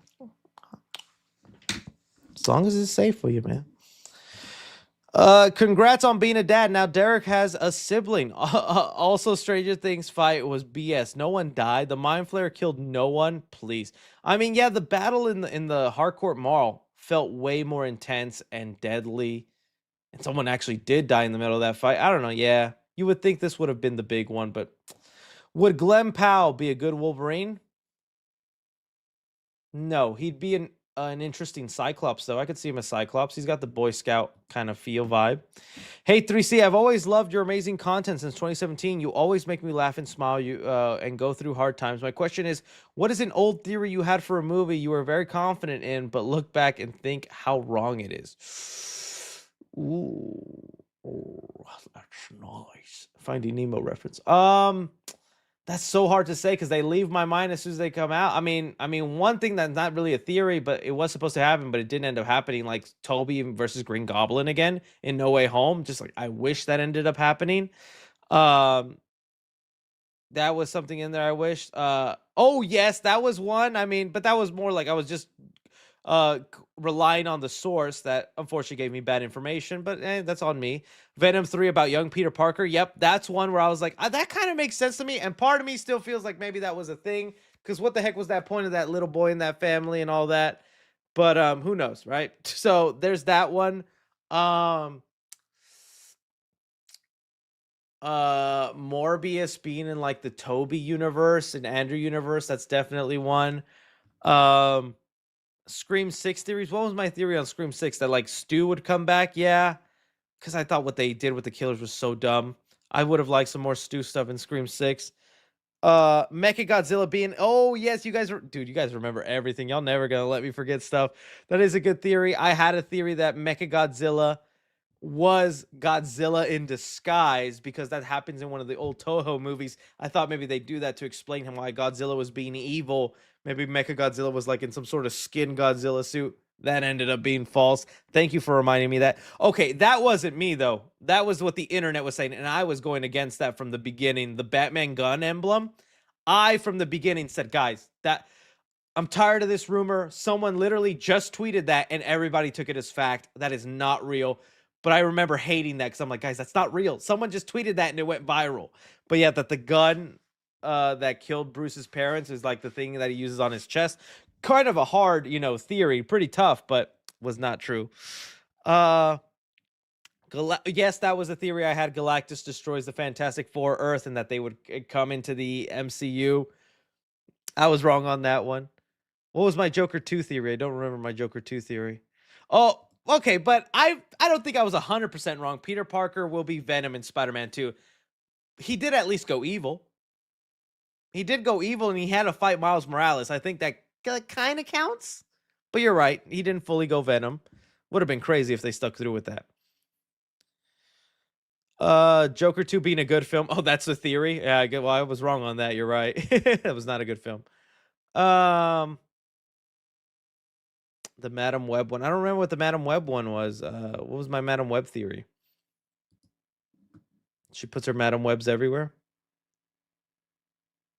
Oh, Deadpool and Wolverine traveling in the past of the MCU. That would have been cool. That was but that was more a rumor I was reporting on, not necessarily my theory, but that was wrong. Yeah. Cool stuff. Cool stuff. Good suggestions, guys. Good suggestions. Congrats on becoming a dad. Thank you so much, TJ Boggs. Love you, Papa. Love you too, Victoria Rivera. You still plan on doing Scream TV series review? I still like. I don't know if I actually plan to. It would actually take a lot of work, and I'd have to rewatch it. But just take it from me. If you're someone that's been craving Scream content, Ghostface content, I was someone that was hating and avoided the MTV Scream TV show. I think the first 2 seasons genuinely great. Genuinely great. Season 3 unfortunately didn't hit the mark for me. But get past the fact that it's not the original mask. I think they do a good job. Cuz you said you would close to Scream 6 release. Yeah. I did, didn't I? I have an analysis video on K-pop Demon Hunter coming out on January 8th. You threaten me, Elio fan? You threatening me? Would you ever do meet and greets like John Campia? I would love to. I don't know if I have the pull, and I'm more scared. I'm glad Campia has the confidence. I don't know, dude. Some of y'all leave some really hateful, crazy comments. I'm scared. I don't know what y'all would do to me out there. If I can find a safe way to do it, you know what I'd like to be able to hold like a convention, and like invite other movie influencers and just have like a movie convention. See if I can talk. That's just like a big pipe dream, but I think it'd be cool. Like a movie con that isn't just focused on comic book stuff, but just actual movies. It's giving this IP is too profitable to kill off any main characters. We need alive when Netflix starts tanking. If I, you know what, I don't disagree with you, Elias. What would your version be if you were in charge of Halloween reboot? Also, give us 3C lore on how you met your wife. Oh, I've talked about this before. Call center. We worked at the call center. It was a job where we were collecting debts on Comcast bills, and you just had to log into a computer when you came in. It wasn't assigned seats. Like whatever computer was open, you'd sit in. One day I just sat next to her and I was bugging her until she gave in to my charms. We would play Uno. I invited her out for tacos, and the rest is history from there. I'm trying to find like just a photo to show you guys of our whatchamacallit, of our call center days. We were a couple of kids back then. Where is it? I had a good amount. Where? She hates it probably when I do that, but I like showing it. It's a fun memory. It's dude, I hate Apple and how they've overcomplicated the photo system in their photo app. Ooh, Steve Jobs, if you were alive, I'd slap you for Tim Cook, because what have you let them do to the company? How hard is it for me to find my freaking photos? I have to go through separate photos, and how are you going to show me a photo where it shows some of my recent photos, but not all of my photos? Like, I cannot tell you how much I hate the photo app in Apple and all that. This is probably gone on way too long here, but you're just gonna have to trust me that we did. Freaking hate the photo app here. Anyways, as far as my reboot for Halloween, on there. Okay, I do have an idea. You guys are gonna hate it because I can't cook, but this would be my rough summary of the idea. Okay, so we do Halloween. We set it. The opening of it, I think, would have to happen either in the early 90s, like 1990, or, yeah, it would have to be like 1990 would be the opening, right? So it would be the Halloween opening, which I got to be careful because they show some tatas in the opening. Okay, so we are doing this again, but in modern day, the Michael Myers kills his family. But my twist is he doesn't kill, what's the sister's name? I'm already forgetting the sister's name. What's the sister's name again?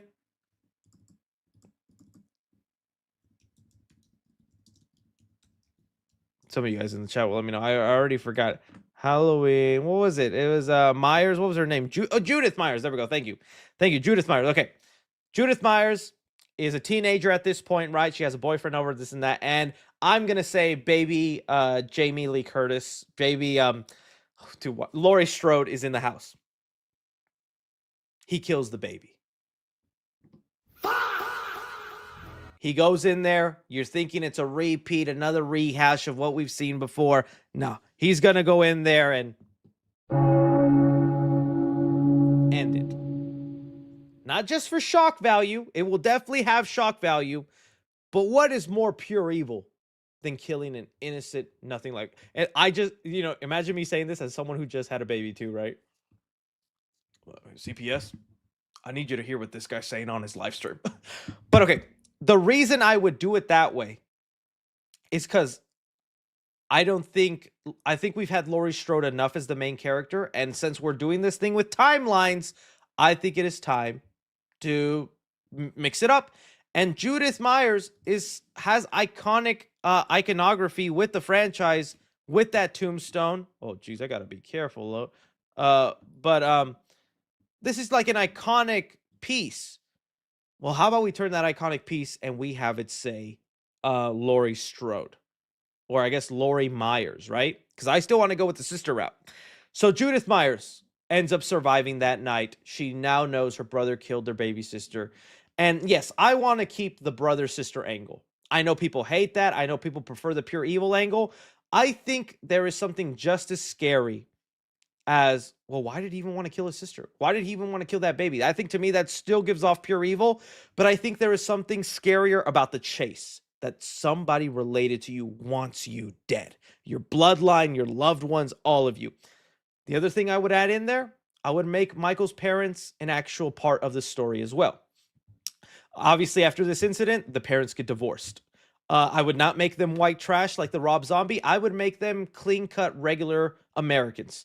Just a guy who's an accountant, a mom who was a stay-at-home mom, or, I don't know, just your typical wife. They couldn't handle when that happened to their baby. They divorced. And the movie would be more about him going through that bloodline. It was going after the dad, going after the mom, going after the sister, the trauma that's had on their family. I think that's something. So Judith would be the main character in my story. We do the brother sister dynamic again. Maybe it's been 10 years. She was 15, so she'd be 25. So she'd be like she just graduate college. Maybe she has a lover who just proposed to her, is about to start a new life. Maybe she's about to get pregnant or something. I don't know. I just think that's an interesting way, and I feel like that's an aspect we haven't really explored in a good way.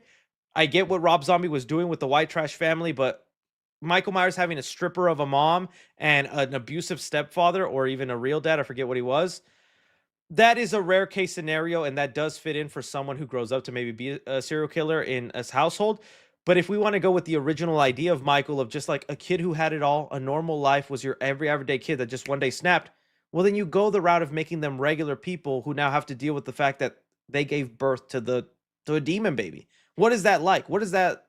It's also in the age, it'd be the 2000s, so news is all around. They're looked at as the evil parents, and like, you did that. What'd you do to your kid? You spank him? You do this? I was like, we did nothing. We did nothing but love him. We let him babysit. Like, I don't know. I think this is the way to go in terms of mixing it up, setting a new path for the series, and doing some things that feel familiar, but that would be different. That's my idea. There you go. There we go. All right, so here we go. How's life being a dad? Absolutely love your videos. Life being a dad, I will say, I don't want to talk about it too much because I know people are like, he's talking about being a dad again. It is literally as hard as they say. He's 1 week yesterday because he was born Christmas Eve. That was last Wednesday. We just passed Wednesday, so he's been a week old. It is as hard as they say. Don't get me wrong. Yes, every time everyone tells you you're not gonna get sleep and you're gonna be tired, you're not gonna have time, they are all right. But the thing I think they don't emphasize enough is I might be exhausted. I'm tired. My back hurts. I'm not sleeping regularly. All this stuff. All throughout it, I am smiling like crazy. I am crying out of happiness and joy. And that love is just something that if you choose to ever have kids, I hope you guys experience as well. So, yes, it is very hard. And it's so much more I have left to learn and go through. But it's a blessing, man. I feel so grateful, and even more grateful that I have the opportunity to give them a life that maybe I couldn't because of this job, because of you guys watching. Mushy, sappy, I'm sorry. Yes, I know. But it's true. It's true. It is, yeah. I've already been peed on. I've been thrown up on. I've held him, and he toots and all that. It's all that, but it's fatherhood, dude, and I love it. I love it. But definitely wait till you're a little older. I hit 30, and I thought it was time. I got to have my blow off years, my dumb years. I'm like, it's time for me. It's time for me. So definitely wait. Yeah, you change diaper, you open it up, and that kid will just but not even directly. It's not like he went directly at me, but like in the middle of changing them, he starts peeing. I'm like, no, I have to change you again. But yeah. Hope you hope you, the baby, and the lady are doing well. Yes, we're adjusting and we're figuring out schedules, but we are doing well.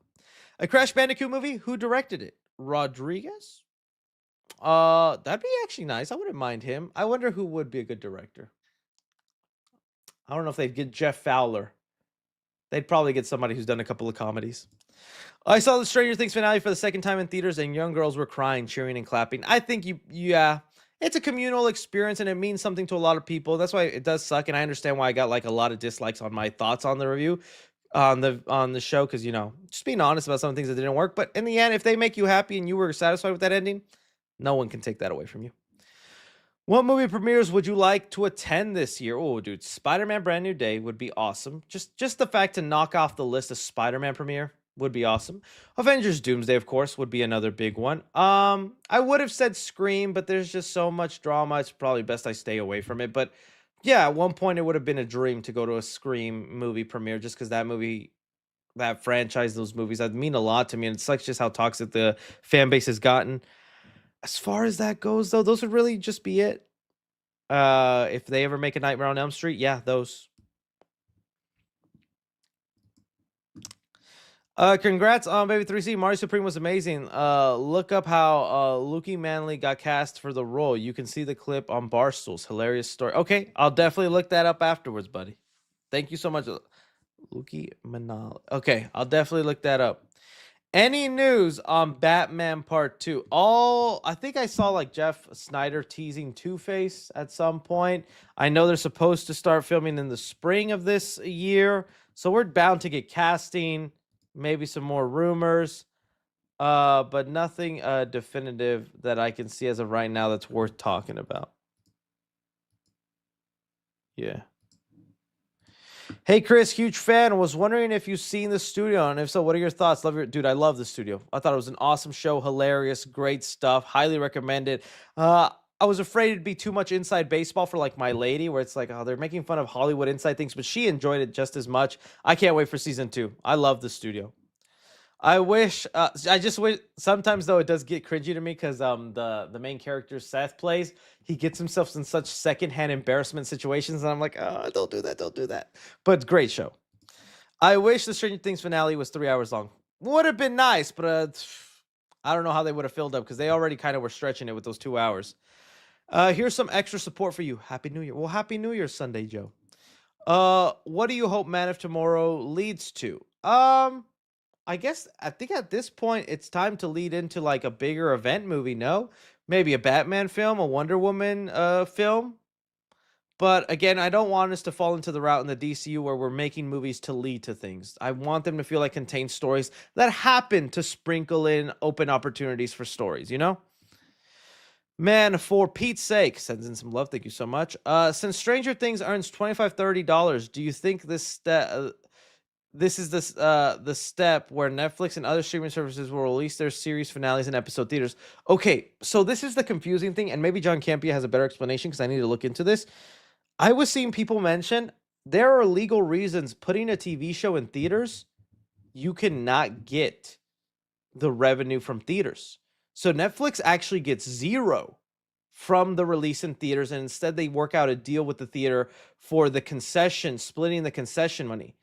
I'm not even kidding. That's something you can look it up. I'm not smart enough right now because I did not do enough research to look that up, but that is a real thing. So anything Netflix putting that out there was a big showcase to theaters that they're willing to play ball because they made, I think, $25-30 million in just one day.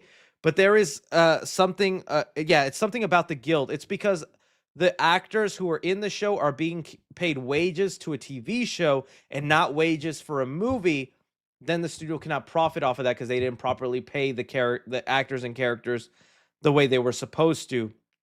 Because if they just pay them TV show wages and get movie theater money, that is not fair, and that's not a good way to do business. So it's something like that. But yeah, it is definitely an interesting thing, and good on Netflix for letting them do that to the theater. I do wonder how the split deal is though for them to earn some money. That's why if you went and saw Stranger Things in theaters, you would notice your ticket was technically free, but you got a voucher for $20 concessions at the concession. Are you a fan of animes like Pokemon? I've seen a couple Pokemon episodes. I do like it. I do like the Pokemon movie. That made me cry as a kid, I remember. But I never got fully into it. And now there's way too many Pokemons for me. Top 3 animes you have watched. Death Note, Attack on Titan, and I'm counting Dragon Ball, even if it's a little too mainstream. What happened to the shadow version of the Mind Flayer? Turned into that meaty version. So, questions Duffer Brothers will never answer. Hey 3C, do you have any advice for starting a movie review channel? My advice has always been start short form, either on TikTok or YouTube. As you build an audience, start peeping into long form, but short form is the way to go. Congrats on becoming real life 3C daddy. Did you ever play Sly Cooper or Simpsons Hit and Run? Both of them, yes. Sly Cooper a little bit more, but Simpsons Hit and Run was very nostalgic. And so whenever the Simpsons map came on Fortnite, it was very nostalgic to like play that again, even though I'm not a big Simpsons guy, but that game was fun. Did you hear about the Malcolm in the Middle reboot? I did, and I saw the trailer. I don't like the look of the show. I hate this like glossy digital look and all that. I am thinking about rewatching Malcolm in the Middle now. I remember loving that show growing up. Life is unfair. But not a big fan of the way it looks. And why is it only 4 episodes? Why can't we do like at least 8? Hey 3C, I'd love to see Dexter review series. In the works, buddy. Thanks for content. My first 11, 10, 25. Your videos are getting me through the late at night feeds. Oh, dude, awesome. Oh, your first was born then. Hey, well, I'm happy to help you, man. Yeah, late night feeds are no joke. I've fallen asleep feeding them, which is not good. Thankfully, the lady wakes me up. Congratulations on becoming a daddy, me though, and siblings will grow up seeing you being goofy, funny while in costumes. Happy New Year to you and your family. Yeah, I hope they just don't think I'm cringy and lame. But they probably will. It's okay. They'll love me. Hey, Chris, I got back from watching FNAF 2 with the family. It was funny seeing them so confused and asking me what's going on. They still like it somehow. That just means they love you, buddy. And that's good. Hey, they had a good time, right? They had a good time. But yeah, I can't imagine taking someone to that and be like, so what was that puppet girl? And the wizard? Professor R-rated Powerpuff Girls. I wouldn't mind it, but I think we already tried that with that CW version. Have you ever watched Chainsaw Man, the Resort? No, I haven't. I need to finish Chainsaw Man, the show. Love how we would always call you Papa 3C, and now you are a Papa. New Fantastic Four and other movies will hit differently since you're a Oh, yeah, dude, already. You know what was on TV like the third day? I think it was like the second day, excuse me. The second day we were home, Forrest Gump was on TV. I was watching it, and then it finally got to the scene where he meets little Forrest Gump. Dude, I was balling. Congrats on becoming a dad, 3C. You'll be a great dad. Thank you so much. A while back, many people were saying leaks are dead because of AI, but these Marvel trailer leaks, it doesn't seem like the leaks will ever completely stop. Yeah, and as long as we can somewhat get some sort of reliable verify that these are at least real, kind of like the Brand New Day ones, where it's like everyone thought that trailer was fake until they're like, oh, this is real. And, you know, if studios are constantly taking down those photos, then proving that they're real, there will always be some sort of hype or curiosity into knowing those leaks. Don't forget to keep Emilio safe because Dr. Doom is after kids for some reason. He ain't gonna get my kid. How does Will coming out help him defeat Vecna? Well, Vecna was able to use... It was in a scene. Remember, Robin said whenever she finally told who she was to people like Steve or Vicky, it was a weight lifted off her shoulders because she was suppressing something that she was, and it was stopping her. Vecna is all about getting in your mind and using your pain against you. Will's pain is holding that in, not letting the people he loves most not know who he is. By coming out and lifting that weight, he is freed from that trauma, meaning Vecna cannot really use anything against him. That's the concept, and I do like that. I just wish the execution of the coming out scene worked better. But some people really liked it, and I applaud them. Did you read the interview with the Duffer Brothers explaining every plot hole in the finale? Also, have you seen the studio or Barry? I have seen the studio, not Barry. Definitely want to check out Barry at some point.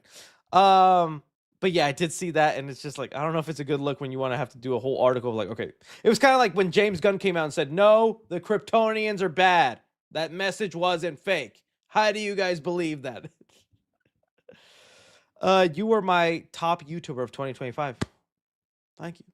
Thank you. You see the new teaser for the Muppets reboot? Yeah, I'm excited for that. I like the Muppets. I saw a lot of people crapping on the new Kermit voice.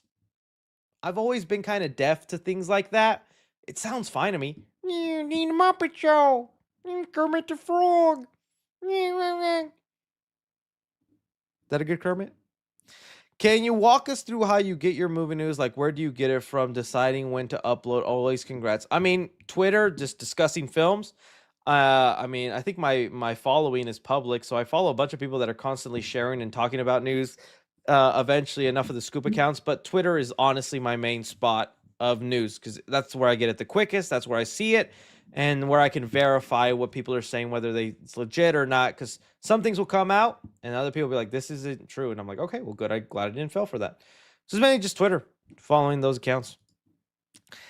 Someone said, "Have you watched the Captain Underpants movie?" Yeah, it was okay. I didn't grow up reading Captain Underpants and all that. Movie was just okay to me, sadly. I like the Dogman movie better. Dogman. What was your Spotify rep? I use Apple Music. A lot of Queen, a lot of Linkin Park. Trying to see what else. I'm more of an oldie guy. I don't listen to a lot of current stuff. I'm at that age. A lot of you guys will hit it too, where you just go back to like older stuff. This is like my most recently played stuff. Let's see here. Oh, let me try to delete something. Nothing's working. Nothing's working. There we go. These are sorry, I was trying to pull it up. These are like the most recent songs I've played in. So these are my most recently searched in songs. It's all over the place, but this is kind of like a taste, a little bit of my music. Yes, a little Nacho Libre. I am.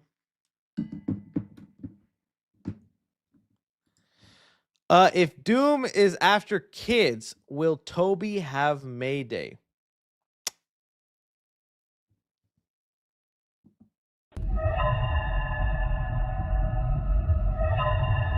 Someone said, "Where is Creep?" I do think I actually have. I used to have Creep on the top here, but they got undone. But Creep was definitely on there for a bit. That's a great theory. That'd be nice. Late to the stream, but congrats on the B-Day. Oh, on the baby. Sorry. Yeah. Thank you. Thank you. Doomsday somehow has me tweaking with excitement, but also so anxious and scared. That'll be just all right. Cap teaser smiled. Cap teaser smiled. Thor hyped. Dude, I can't wait till the X-Men one comes in HD. Make him watch Godzilla versus Megalo. Okay. I'll put it on the list. His first horror movie should be Monster House. That's probably a good gateway horror movie. That has things like Paranorman, Coraline. My friend is watching Marvel's first time ever MCU Fox Sony. She loves the X-Men movies more than the Avengers. When she finds out in who's in Doomsday, be hyped. Oh, she's gonna be hyped. That's gonna be awesome, dude. Did you watch let's see here, the movie Mad S, a one French horror film? Oh no. So good. Okay. Mad S. I'll have to remember that. I really did not know. Fun fact, Stranger Things was inspired by an anime called Elfen Lied, which had similar idea in Stranger Things and similar ending to 411. I did not know this. I just thought it was based off the Montauk Project. Hey, Chris, just saw Mario Supreme. I think it's generally one of the best movies of the year. I agree. That's why it was number 3 on my list. I like in Avatar 3 that Colonel's main objective was to clap cheeks. Hey, that it was. I don't blame him. Cause same. Did you? No, I didn't. Never got to try it. It's yummy. The pie is the best. I missed my shot with that one. Can you rate all the? I just did a little bit. Do you think Bo Peep will be? Yeah, I think she'll be in there, but I think she'll revert back to kind of side story the way she was like in Toy Story 2.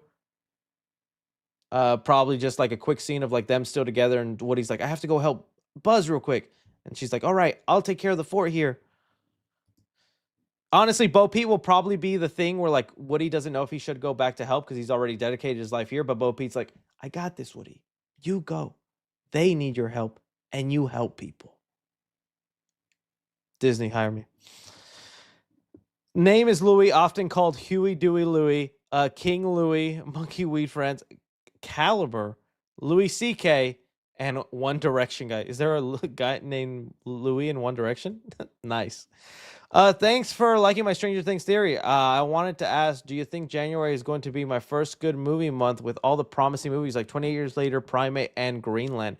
20 Years Later and Primate do seem promising, especially since I've already seen Primate. I got to get that review for you guys. Greenland, I'm not so sure. That might just be a guilty pleasure fun, but I'm also curious about the Chris Pratt Mercy movie where he's like being prosecuted by an AI judge. Gonna be slop, but it might be fun slop. Who do you think was the real killer in the MTV Scream? Well, didn't they say who it was? I don't want to spoil it, but didn't they flat out say? Or is it left like a cliffhanger? I have a very memory of who it was, and it wasn't like a mystery. Unless there was like theories that there was another one. I know you ain't big on Star Wars, but Andor Season 2 last year was amazing. I'm pretty high acclimated. I recommend if you haven't seen it. Yeah, you know, a lot of you guys recommend Andor, and I definitely need to give it a chance. You guys really shoot high for that. If your main theater, the Cinemark Dallas, went there on a trip, really nice theater. It is nice. My main theater, if I'm being honest with you, is Cinemark West Plano. That's actually the theater that's next to the Cinemark headquarters, and so they keep that theater very nice, very clean, always good. It's about a 25-minute drive for me. I like that theater a lot. Have you seen the Bendy director announcement? Yeah. Oh, we talked about that. Was it Andre Overdale? Yeah. We talked about that a long time ago. Gabriel says, congratulations to you and your wife for the baby. Happy New Year. Lots of great movies and can't wait to watch your reviews. Had to glaze a little, by the way. Have you watched Mars Suprema? Yeah, and it was in my top favorite of the year. If you saw my best and worst, give also my mini review in that. My name is Emiliano, but people call me Emmy. It's a nickname. Emmy, I might call him Emmy. It just sounds kind of feminine. But we're no machismo here. Happy we're getting the Batman Part 2, but how likely is the alternating Batman idea to actually last once Gunn's DCU Batman is active? I think they're going to like try and fast track Batman 3 with Matt Reeves just so we can mainly focus on this new Batman. But also we have to wait to see how the contracts go because James Gunn's contract's up next year, right? It's up till 2027. Is he going to be able to get Batman and all that up by then? Your son doesn't know it yet, but he will in the future that he has the coolest, funniest dad ever. Congrats becoming on dad. Thank you so much. That means so much to me, guys. Which one are you most excited for? Scream 7 or Scary Movie 6? I'm gonna say Scary Movie 6, but I'm honestly Scary Movie 6. Just because it's been so long, and I've already gotten plenty of Scream resurgence with 5 and 6. So Scary Movie 6. Will you show your child Spider-Man movies like Toby, Andrew, and Tom? Yeah, I'll probably honestly start him with animated stuff like Spectacular Spider-Man. I wonder if he'd handle animated Spider-Man, the 90s one, just because the way some things are built and the tension spans nowadays. I wonder if he'll sit through it. But Spectacular, I think he'd really enjoy. And then, yeah, move him on to like the movies. Flark Kent. All right.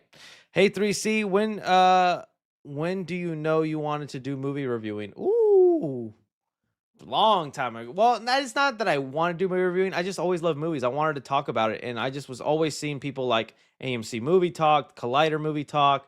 I follow people like Pretty Much It when they did movie news. Peter Rawlings. Anytime I was watching YouTube 20 years ago, it was movie content stuff, and so I was just like, I want to give it a shot. Man, thankfully you guys actually listen. It's crazy how I had a full theater of Stranger Things fans. It's awesome though, isn't it? That's pretty cool. Collective fans all going. I can't imagine what the theater was like when Steve Fake Death came in. DVD or Blu-ray? Honestly, a Blu-ray guy for the quality, but the DVD for the menus.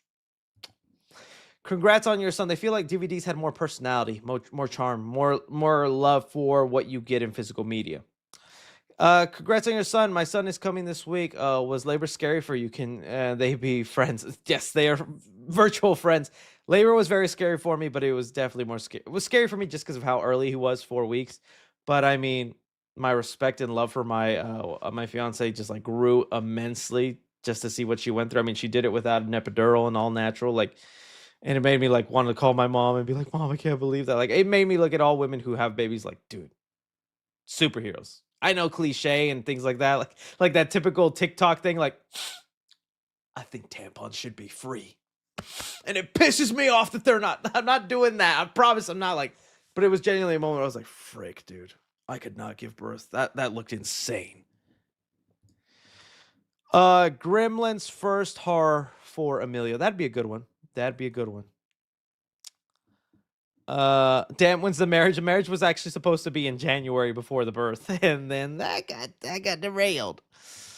Your ranking of the Predator movies, including AVP. Oh, too much to do, but I definitely go Predator Badlands 1.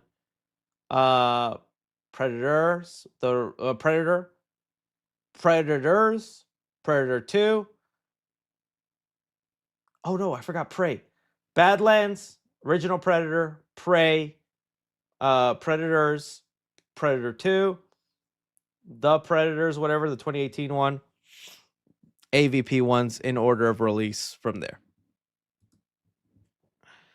Hey, I like the new direction. I know Badlands is crazy, and I talked about it in my best and worst. This might be like where we saw the franchise shift in a way we didn't want, but I love what Badlands did, man. I don't know what Netflix is thinking. Don't you see what crazy money with Stranger Things and K-pop Demon Hunters? Also, for 10 hours, they will keep also. But also, do you think about how much money they make just from subscriptions?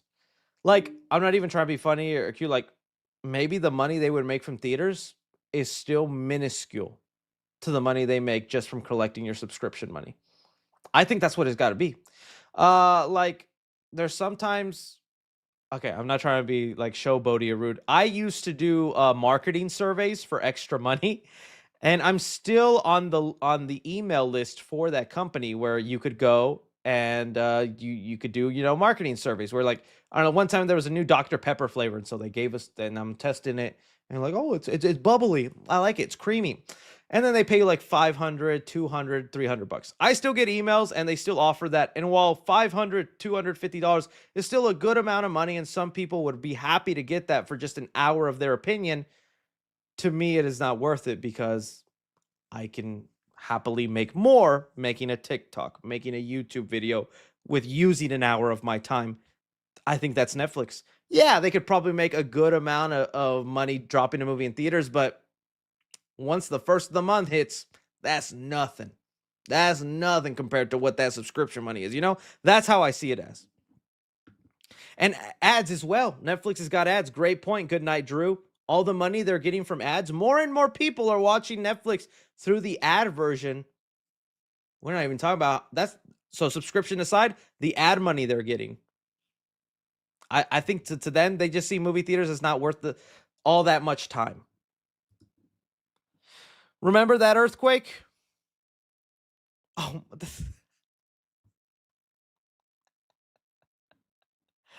I remember that earthquake. Yeah, that's actually someone I know in real life. I do remember that earthquake. This is somebody who there was never been earthquakes in Texas, but there was one time there was an earthquake. Our house shook, and I was like, "You felt that?" And the other person was like, "I felt that too." Crazy. I was like, "Who the heck are you?" Like, remember that earthquake? Who are you? But top 5 wants don'ts for Avengers Secret Wars. Also, congrats for getting cast as the new Black Panther for the MCU.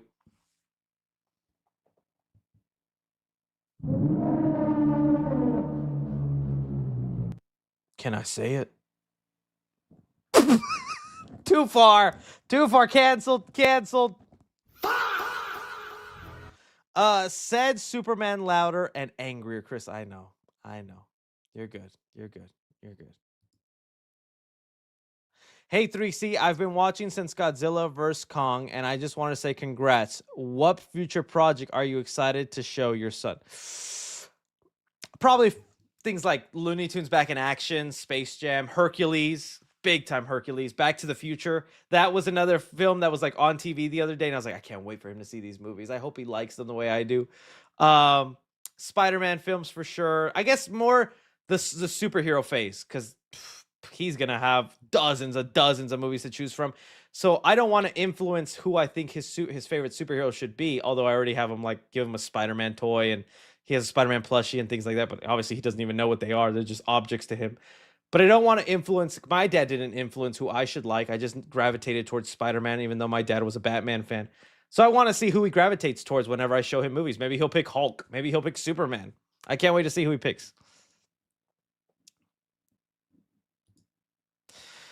All right, you missed one of my super chats, I think. Oh lordy, let's go. We did quite a few. It says here, yeah, the last one you said was Scream 7 and Scream 6. Still excited for Scream 6. It's been so long. Your son doesn't know it yet, but it's great father. Yeah, we got that one. Quite a few, buddy. Thanks for liking my Stranger Things theory. I did read that one. Yeah, but I think I got most of them. Sorry. I'm trying to get a YouTube channel. The total secret for I'm trying to get a YouTube channel, The Total Secret from my family. Oh, like you're keeping it a secret from your family. That's what you mean. Oh, yeah, I mean, I kept it a secret, but then people found out eventually, and it was some people it was embarrassing, but I mean, hey, you just got to do you. You got to push forward, and if you're making yourself happy, and especially if you're getting views, just go for it. I've gotten contacted by people from high school that kind of laugh at me. Like they jokingly be nice, but I know they're like laughing at me. Send me screenshots of me in costumes or doing things. They're like, I never would have thought you did this. You look so dorky in this. I was like, okay, that's what I do though. What are you doing? Manager at a Pizza Hut? Hey, yo, I do like pizza though, so hand me a coupon over. All right, we are done. We are done. I want to thank you guys so much. I got a child that has been missing me. I can't believe we went for 3 hours and 30 minutes. I love your guys' faces. Thank you guys so much. Still look out for some videos and things that I'm working on. Y'all are amazing. Have a good night. Bless your faces. Audi 3000.